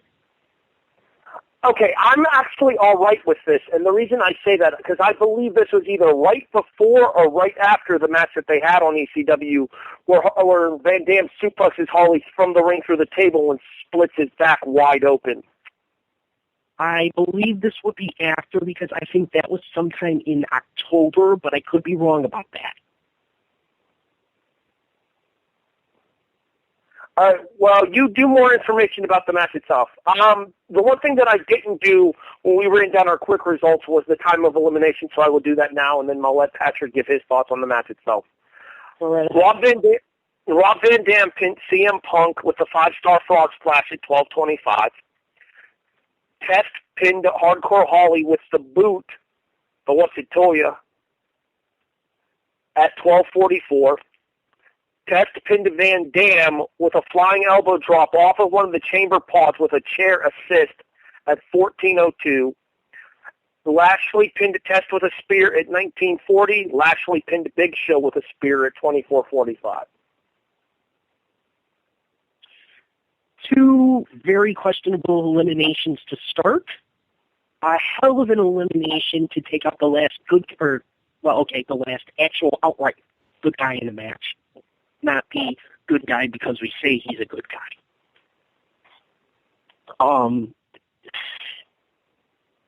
Okay, so I think the story's been told. The reason Sabu was taken out of this match was because if Sabu was in it, it would have made for 4 good guys and 2 bad guys. The bad guys being Big Show and Test. They wanted, this is essentially where Vince booking begins, because they wanted it to be a 50-50 divide, good guys and bad guys. So Sabu was taken out and replaced with Hardcore Holly. Now, once again, they wanted a 50-50 split of good guys and bad guys. Why the first elimination, a good guy eliminating a good guy eliminating a good guy, and the second elimination, a bad guy eliminating a bad guy, going into business for himself, which actually is said when Test eliminates Hardcore Holly. So, well, especially since both Test and Holly were considered part of Team Heyman at that point. And then Test goes into business for himself. The answer to our question about Bobcore. Yes. September 26th was the match between Van Dam and Holly, where Holly gets his back all split up. So a good 2.5 months prior. So there was definitely a history reason for Van Dam and Holly to be the two to start this match. And I'm not going to deny that. Go ahead. No, go ahead. That's all I had. Oh, because I was going to say, I have no problem with those two starting this match. It's probably about the last good decision that's made, though. Because, like I said, the first elimination is Rob Van Dam getting CM Punk, to which takes probably about half of the crowd out of it immediately. Because Punk was one of the few guys. Punk and Rob Van Dam were the only two in this match that actually got a decent reaction. Or you could actually say a good reaction. So having Rob Van Dam eliminate CM Punk was probably one of, if not the most questionable decision made about this match, this entire match, and I truly mean that. Test eliminating Bob Core probably wasn't as big of a deal unless they were actually going to have Test do something after, which to my knowledge he didn't, and he ended up going and continuing on like nothing was happening. You know, after which he... Well, actually, sorry to cut you off here, Patrick, but actually they did do something with Test after this. I don't know if you remember it, but at the 2007 Royal Rumble, it was Test who got the heavyweight title shot against Lashley. And how did that work out? I'm just telling you what happened. But it's like... and then after that, yes, legitimately, for me, the Test elbow, you know, because he's going through such a confined space, because he's a friggin' mountain of a man by this point, he's got to be close to twice the size he was when he first debuted in the WWE. The elbow that he does pull considering the tight confined space that he was in, is absolutely gorgeous. And to me, I actually think Test had one of the best elbows ever. He doesn't hold a candle to Macho Man's elbow, but I think Test legitimately had a damn good elbow drop off the top rope. So his elbow onto Rob Van Dam to eliminate Van Dam was great and pretty. The problem is it pretty much took the entire crowd out of it officially from their data. And I'm actually legitimately shocked because WWE almost completely left the crowd uncensored on the DVD. Once again, I have one of the original DVD copies. And you could immediately hear "We Want Refunds," and I believe you could hear the TNA chant. I'm not 100% certain on that. I would have to go back. But after RVD is eliminated, this crowd's gone. They do not care anymore.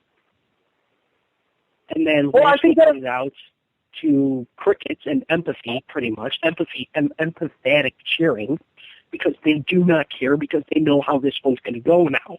And then, of course, Big Show is the last one out, and the last probably 10 minutes of this match, when Test eliminates, and then I'll let you get to your thought in a moment. When Test eliminates RVD, he's on his own.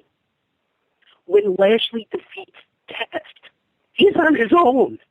So there's a combined 5 minutes of nothing going on, which is absurd again. Not to mention at this point in his career, you talked about the rematch. We were talking on through text when you were watching the DVD, and you were talking about the rematch there. Big Show is in no shape and form to be in a main event of a pay-per-view at this point in his career at all, much less the main event of the first WWE ECW pay-per-view. And you're expecting him to go in there with this young up-and-comer Lashley, who they want to get over, who they think they need to get over, and who would eventually strike a chord with the audience over the whole Battle of the Billionaires thing that would happen at WrestleMania 27. But at this particular point in his career, none of the crowd in attendance gave a crap about Lashley, which eventually led to the fact that you had the last two men in your main event for your first and only WWE ECW pay-per-view as the worst possible choices that you could have had there. Exactly. The heel in this side, being the Big Show, I would fully expect him to be last. But out of the three good guys, the three faces in this match, he is the absolute dead last one that you want. And guess what? You're getting him whether you like it or not. A lot of fans nowadays still constantly bitch about the fact that they shove certain people down our throats as fans, and they push whoever they want to push. This particular instance here was a legitimate case-in-point example of them pushing whoever they wanted to push and not caring what anybody else thought at that time. Because you heard the reactions for CM Punk. You heard the reactions for Rob Van Dam. Now, granted, Van Dam's character was called into question a couple months prior with the whole drug bust in Ohio thing. So, yeah, you can't really put the title on him. You can't really put the title on Sabu. But you had a guy like CM Punk who the fans were behind, who you knew wasn't at risk from that kind of perspective for as Van Dam was. And you could have used him to make Bobby Lashley something going forward as well, rather than having to go the route of Lashley eventually vacating or losing the ECW title to Vince McMahon, of all people. So it's kind of a case. Go ahead. I was going to say April, I believe it happened. The paper. Yeah. Yeah. April in a 3-on-2 handicap match or a 3-on-1 handicap match. Vince, Shane, and Umaga against Lashley 3-on-1, and Vince gets the pinfall and becomes the ECW champion. Carry on. But you had this guy like a CM Punk that the crowd was willing to get behind, and who Heyman basically said would get over and did, and yet you're not going to take the opportunity to go that extra mile with CM Punk. Let's talk about what we kind of avoided in our discussion about how things would have been different had Heyman stuck around here. Let's talk about the fact that we didn't really discuss that. Yes, we mentioned that Paul Heyman wanted CM Punk to win the title here, but we didn't mention that Paul Heyman wanted CM Punk to eliminate the Big Show inside of the first 5 minutes of this match. Which would have been a godsend for Big Show, truth be told, at this point in time.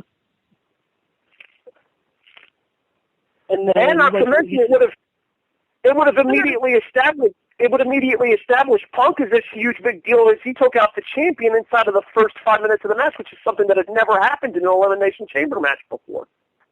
And if I recall correctly, going into this match, I believe CM Punk was still undefeated. I don't know about undefeated. I think he was still unpinned at this point. So you're essentially ruining a lot of credibility there. But at the same time, and this was something that I believe was mentioned, and real quick to get slightly off topic for a moment, we're not going to sit here and say, oh, CM Punk this, CM Punk that. This is strictly giving this situation and what we think would be right for this situation. We're not going to be, CM Punk apologists or things like that. We're going strictly with this situation, given, we're talking about reshuffling the deck for the hand that's about to be dealt. That's strictly what we're talking about here. And it was mentioned, I believe, on Punk's DVD, the fact that 4 or 3 weeks, I think it was 3 weeks prior at Survivor Series in Philadelphia, CM Punk was involved in a match. I don't remember who the heel team was, but the face team was the Hardy Boys, Triple H and Shawn Michaels, DX, and CM Punk. Super popular teams there. This was the first DX reunion, the good one. This wasn't the cram merchandise down your throat reunion.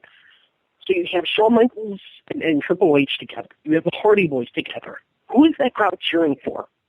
Just 3 weeks prior to this match. They're chanting for CM Punk. Granted, it's Philadelphia, so Ring of Honor is going to be represented in that crowd there.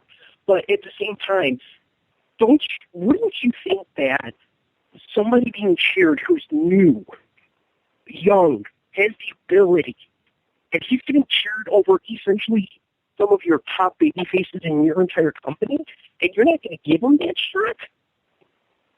It was a completely questionable thing, and like Harry mentioned, it would immediately have made a statement for him if the match starts as Big Show and Punk eliminates him and then goes on to win. That would be a huge statement, and kind of, I think, would help ECW as an entire brand of, okay, this is something new, this is something different.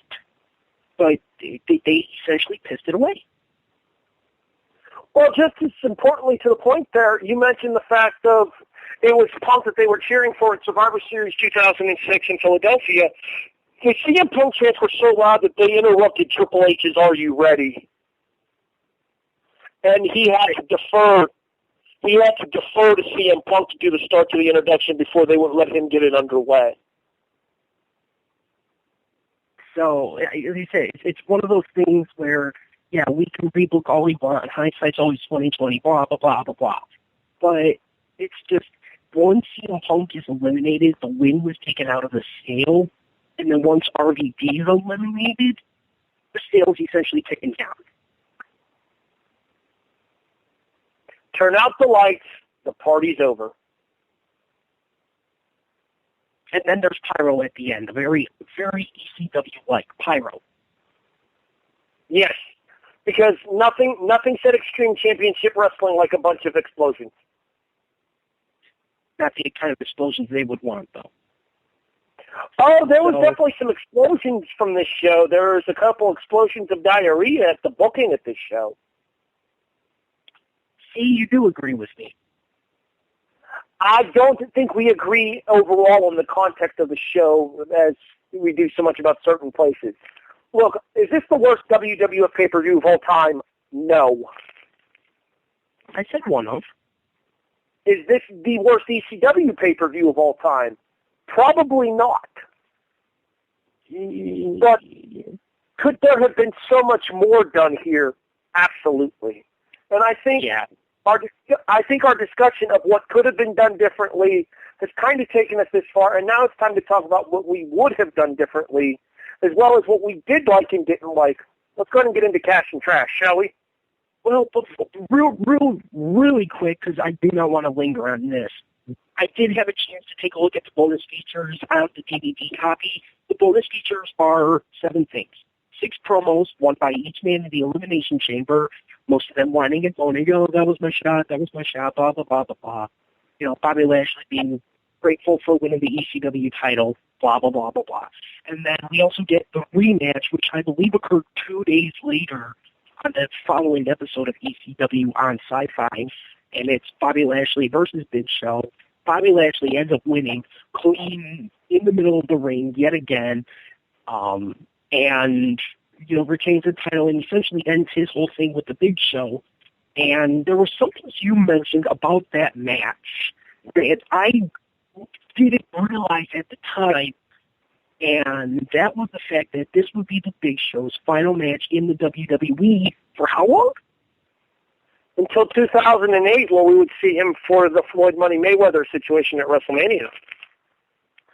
So we go from December 5th, 2006 until roughly January 2008, because I believe that started February. February, it started at No Way Out. Okay. Or right.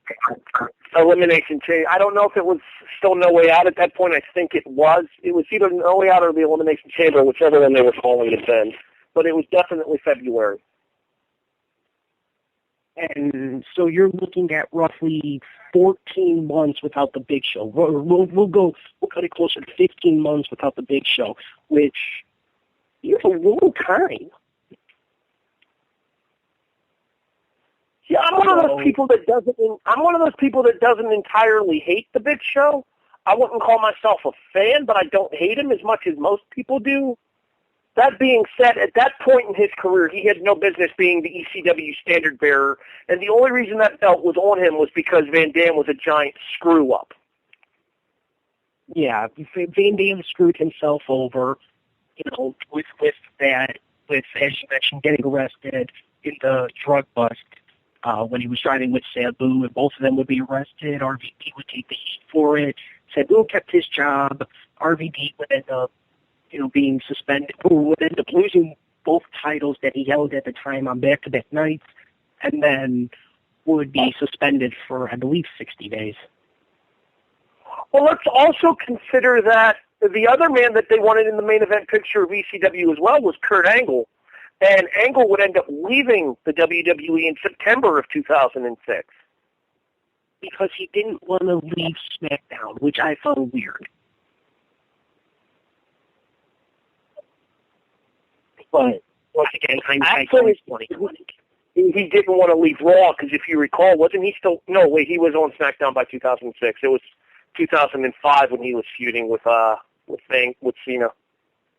Yeah, that was 05. So I think by 06 he was back to being the top guy on SmackDown because he would have been the GM for a time. You're right. That's my bad. Yeah, because he would have just come back out of retirement feuding with Eddie Guerrero. No, that would have been in 04. Oh yeah. Wow, did I mess that one up? We're gonna have to look more into that. Yeah. Why don't you go ahead and talk more about the bonus features, and we'll talk about and I'll look into the Angle GM thing. Honestly, I'm done. All right, well, why don't you go ahead and talk about your cash and trash while I look into the Angle one. It's not Angle leaving the WWE thing. So as Harry mentioned, we are going to switch gears here, and now comes the essentially more personal part of the show here, where we give our cash and our trash, our kind of hidden gems out of the DVD, and what ends up being the rough that surrounds that hidden gem, you know, the diamond in the rough idea there. For me, I'm actually going to start with my trash and hope that my broadcast colleague is ready to go by the time it gets to his trash. My trash, honestly, is not the match itself, but it's the fact that WWE managed to put a gimmick on a gimmick. Because the Elimination Chamber itself is a gimmick, stipulation. An Extreme Rules match is a gimmick, a stipulation. And now they want to make an Extreme Rules Elimination Chamber match with weapons.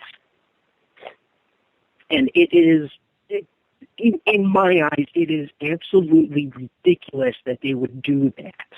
Because it didn't need it. The Elimination Chamber itself is extreme enough. It was just almost appalling that they would actually do something like this. Granted, WWE is known for stupid things like this, and that never stopped them before. But to me, the trash is the fact that it's a gimmick on top of a gimmick in your main event.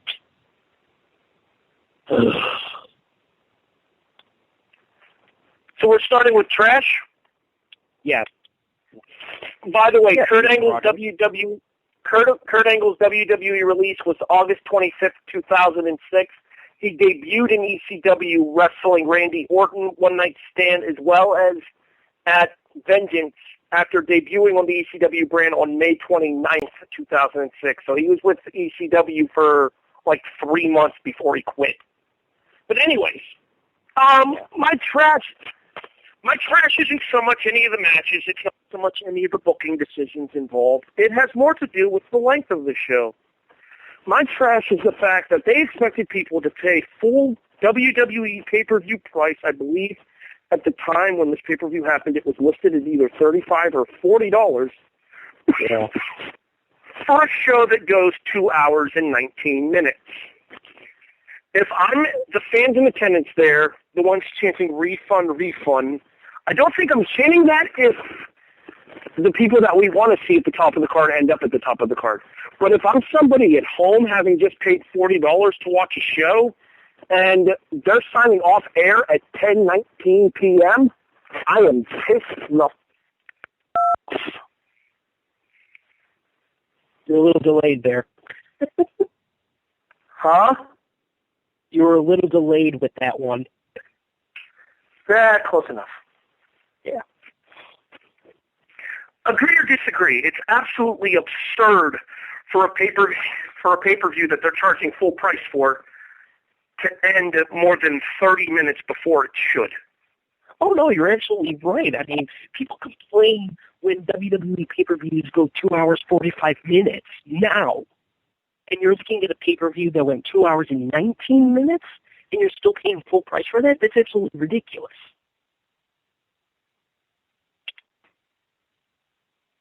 So, how about we look at the positives here? Mr. Kitto, what would be your cash on the evening? I'm somewhat hard-pressed to actually find one because there is not a lot here. But I think the one thing that I can take away from this is even through dealing with the hand he was dealt, you could still see Paul Heyman's idea.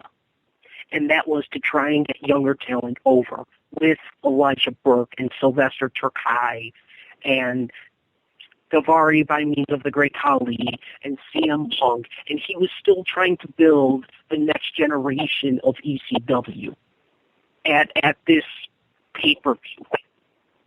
So I think you could definitely tell that the attempt was there. He was still trying to do what he wanted to do. Obviously, that whole thing, with him getting fired, I believe I don't remember if he was fired before his promo. I believe he may have been, but even through all of that, you could still see Heyman's vision there. He was trying to get younger talent over. And sure, some of it did come at the expense of newer talent, but once again, he was still trying. So he's the mad scientist for a reason. He was trying. Would you agree?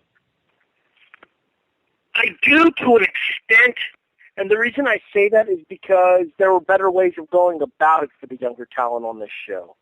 I stand by my statement that I made earlier in the show, and that I feel like Daivari would have been better served to have dirty defeated Tommy Dreamer during the course of their match, and then had Khali with the tree bomb afterwards, than having Khali get sent to the back and Daivari sneaking in a roll-up with the tights for the finish almost immediately afterward.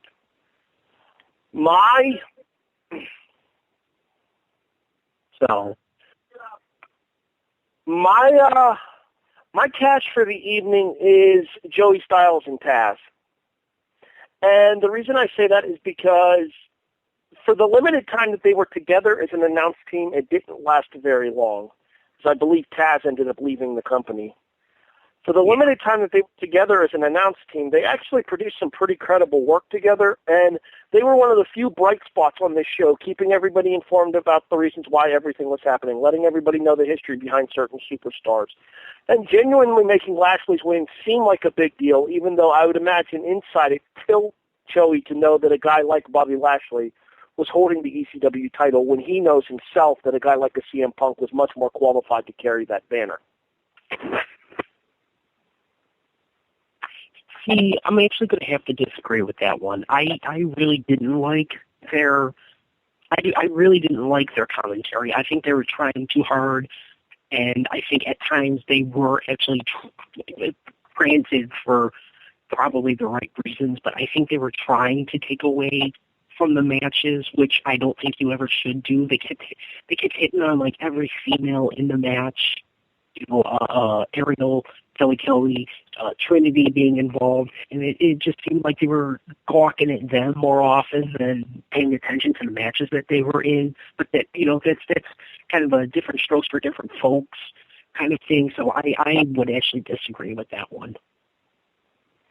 Well, you're entitled to your opinion, even if it's wrong. And you're entitled to yours, even if I think it is wrong.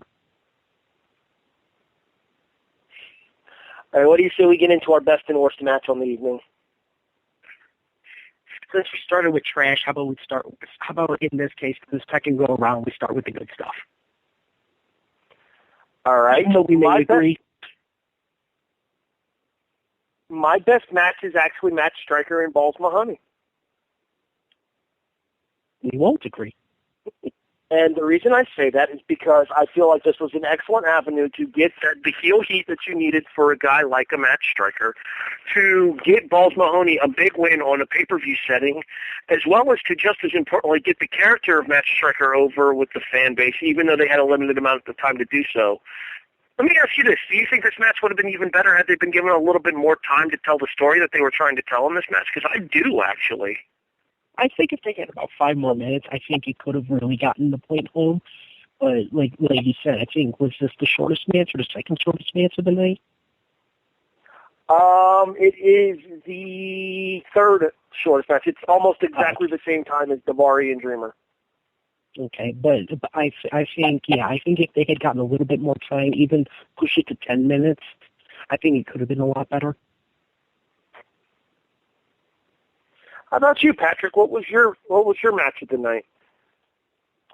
For me, I actually think the best match of the night is, and I almost hate to say it just because it's a slap in the face to the actual ECW guys, but the opening tag match. And that's just because everything else on this card is so iffy. And while, we did kind of gripe on about it quite a bit, about, the fact that they just had too long and they were essentially just stretching out a 15-minute match to be almost 23 minutes, that's not entirely their fault because they can only work with the time that they're given. If they're only expecting 15 minutes and they're given almost 25, that's not something that they're probably going to be used to. And they essentially did the best that they could with, once again, the hand that they were dealt. And I applaud them for at least attempting to stretch it out as best they could. You could tell that they weren't comfortable, but they still did the best with what they had. So for me, the best match actually is the tag match, the opening tag match. So, Mr. Broadhurst, I've given mine. And like the Show Me State in Missouri, I've given you mine. Now give me yours.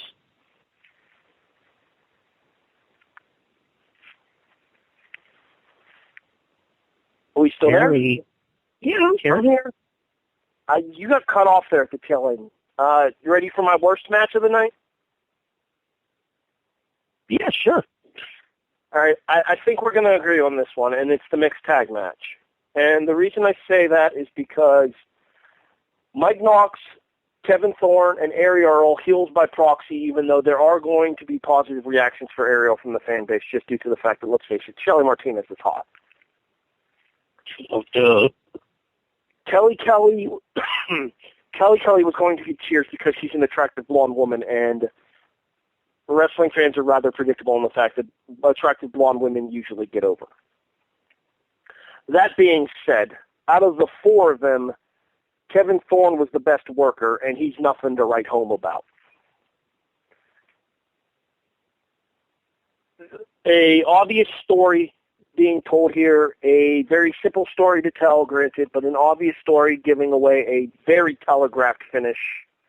And the only thing that really redeemed this match in my eyes was the fact that they were able to use the Sandman in the post-match and try to bring the crowd back somewhat into it right before the Elimination Chamber match itself. Therefore, my worst match on the night is the mixed tag match. And you would be correct, because for me, easily the worst match of the night is the mixed tag match, and it's almost for the exact same reasons that you just said, because it was a complete story match, and like you said, it was a very simple story to tell, a very telegraphed story to tell, but it was a complete story match as it is, and you're putting this as your sub-main event immediately before. No wonder the crowd was taken out of it. They're somewhat going to feel bad for Kelly, but this is not the kind of match that you would put in this spot. You're supposed to help get heights for the main event, and this just brought everybody down. And then the whole three heels, one baby face, and the baby face can barely work a match at all as it is, isn't going to help a damn thing. So, the whole thing was just sloppy and just ugly to see, especially for the finish with Ariel versus Kelly, because they got almost the entire second half of the match. And that's not something that they should have been given at all. Because, as we mentioned earlier, Ariel could barely wrestle. Kelly was just getting into the in-ring action. So this was not something to be proud of at all. And they're supposed to have, the final 2 to 3 minutes of this match, if you include Mike Knox walking off the apron. So it made for a complete cluster, what. It just made for an ugly, ugly match.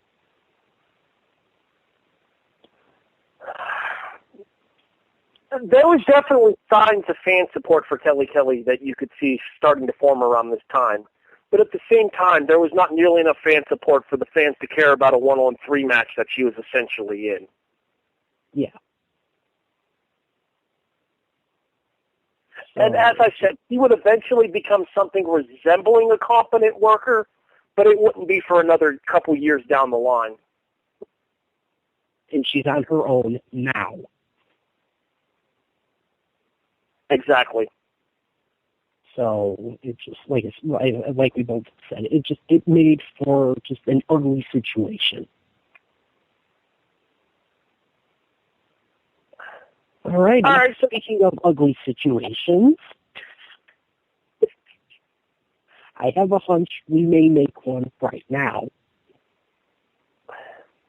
I don't know if it's going to be ugly. I don't think we're going to be anywhere near each other on the rating spectrum. Look, don't get me wrong. This is not a good show. But at the same time, it's not as bad as it's universally trashed as being. Well, we'll see where things are scored and everything as we give our final ratings here on Wrestling for the Grabs, covering ECW's December 2 Dismember. Okay, since you're the one that is constantly talking about how different it's going to be, why don't you start and give your final thoughts and final score? All right, if you insist. I do. All right, we're doing numerical scores here, right? Like we usually do for W2M. Of course, and out of 10. I actually gave this show a 4. And the reason I give this show a 4 is because, don't get me wrong, there is not a great match on this show. There are a couple of good matches, though, and then there are a couple attempted star-making performances on this match. The good matches are the opener and the main event. Because, like I said, up until the point where Van Dam gets eliminated in the main event, it's actually a pretty decent match. Now, granted, for the last 10 minutes, the rails kind of fall off, but still. The opening match, as we talked about here, it was 23 minutes when it probably should have been closer to 15. But you can't fault the talent, and they put forth a respectable effort in that. You also had a pair of star-making performances in Matt Stryker and Elijah Burke, which set the tone for ECW going forward once Monty Brown and Kevin Thorne got aligned with those two to form the New Breed. Or as he was known in the WWE, Monty Brown was, as Marcus Corvon.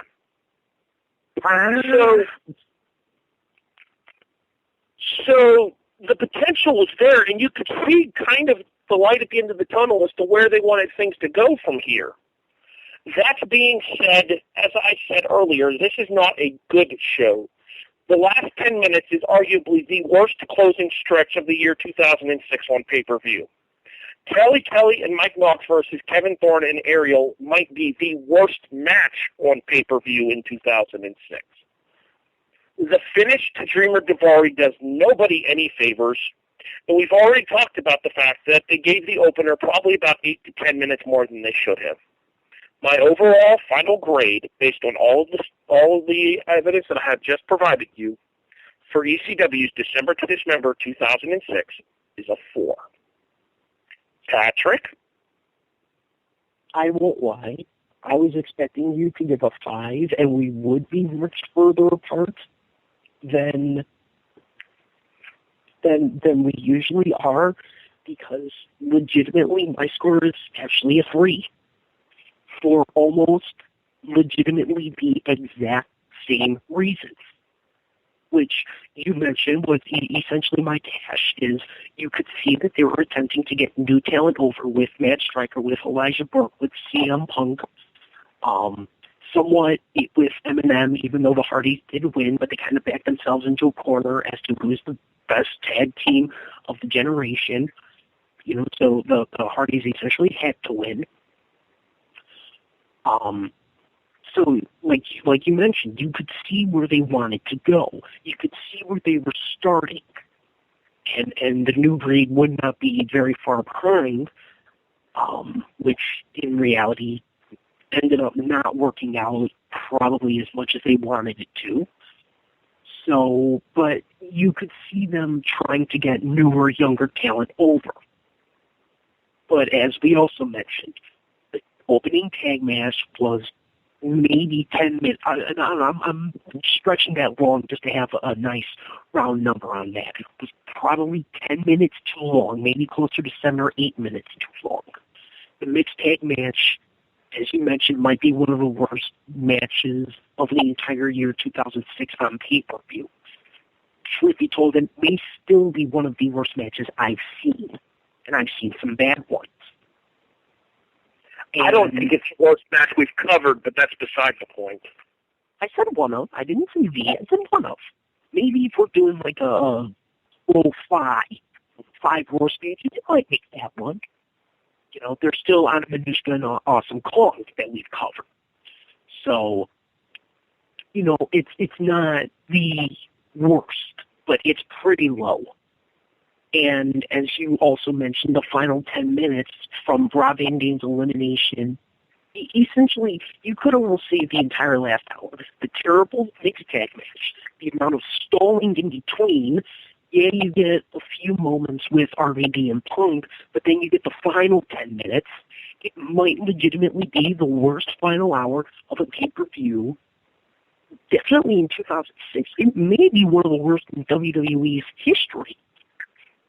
So, we're not as far off as we thought we were. We're still only a point between each other. But my final score for ECW December to Dismember is a 3. So our overall rating for ECW December to Dismember is a 3.5, which, if I am not mistaken, does make it the lowest rated show in Wrestling Unwrapped history. I would be inclined to agree, only because we don't have the other scores on us. We should probably go back and redo those shows there and figure it out for sure, but I'm almost positive that nothing else ever averaged below a 5. Exactly. Even the show with the match we just mentioned. So, but that was ECW's December to Dismember, the least bought, least attended, and quite possibly one of the worst WWE pay-per-views ever. One of. And thankfully, we may never cover it again. I hope we don't. I'm actually, you know what I'm going to do? I'm going to start doing this on the website, on our Facebook group, because I said I was going to do this the last time, and I never got around to doing it. I'm actually going to rate these matches 1 through 6, and then I'm going to update my ratings for matches after every show that we do. And I kind of want you to do the same to see where our opinions lie for this kind of topic. That works. And all right, but you know what we should ahead. do, though? What we should do here is we should mention what we're going to be covering next Sunday night. Well, I was actually about to get to that. And once again, thank you to all of our listeners for joining us tonight on our debut on the W2M Network. And thank you also to Sean Garmer for letting us join the W2M Network and for producing tonight's show. If, as always, you want to get a hold of any of us, Harry Broadhurst, myself, you can find us on Facebook at facebook.com/Wrestling Unwrapped. You can find Wrestling to the Max on Facebook. The group is facebook.com/Wrestling to the Max, or you can like their page on Facebook, facebook.com/W2M Network for the page, and you can also find us on Twitter at WU Off the Shelf. Thank you very much once again. I swear I know how to talk. And be sure to tune in next week when we will essentially take a page out of what we did our first time around and cover for our first independent DVD, because we are going to switch off WWE and independent. And we will cover the first ever women's pay-per-view dominated event, being the first ever Shine show that they did from 2012 in Ybor City, Florida, essentially Tampa, Florida. So that should be a lot of fun for us to cover, and it's something very near and dear to my heart because I know a lot of the wrestlers that wrestled on this show, and I have a hunch a few may message me and ask me to not be so harsh on them, but who knows? I may not be harsh on any of them. So, any final thoughts, Ray? I'm looking forward to covering. I'm looking forward to covering Shine. I think we could find ourselves in a very similar situation to what we did with when we covered the first Shimmer show, talking about the place of women's wrestling to a new audience here. In addition to getting into talking about some of the names in independent women's wrestling that maybe didn't get the exposure that we feel they deserved, or maybe those who we felt got too much exposure. Exactly, except the main difference is we won't have the Shimmer 7 to talk about this time around. No, I do think we should bring back the countdown soon, but I think next week we should probably use the same discussion we used when we did our first women's show, and that is the place of women's wrestling in the mainstream audience. And I would wholeheartedly agree. So, until next week, guys, thanks a lot for listening. For Harry Broadhurst, I'm Patrick Hetza, and you have been listening to the debut episode of Wrestling Unwrapped Off the Shelf here on the W2M Network. We'll see you guys next week. Don't forget, you can also listen to myself, Harry Broadhurst, on the Raw Reaction, Monday nights at 11:30 p.m. Eastern Time on DeMarco Wrestling Radio. You can find us by searching Blog Talk Radio for DeMarco Wrestling Radio. You can also find our links on the Facebook group, Yes Wrestling Group, by searching Yes Wrestling on Facebook.com. All right, Sean. Next week, guys. We're a wrap here, sir.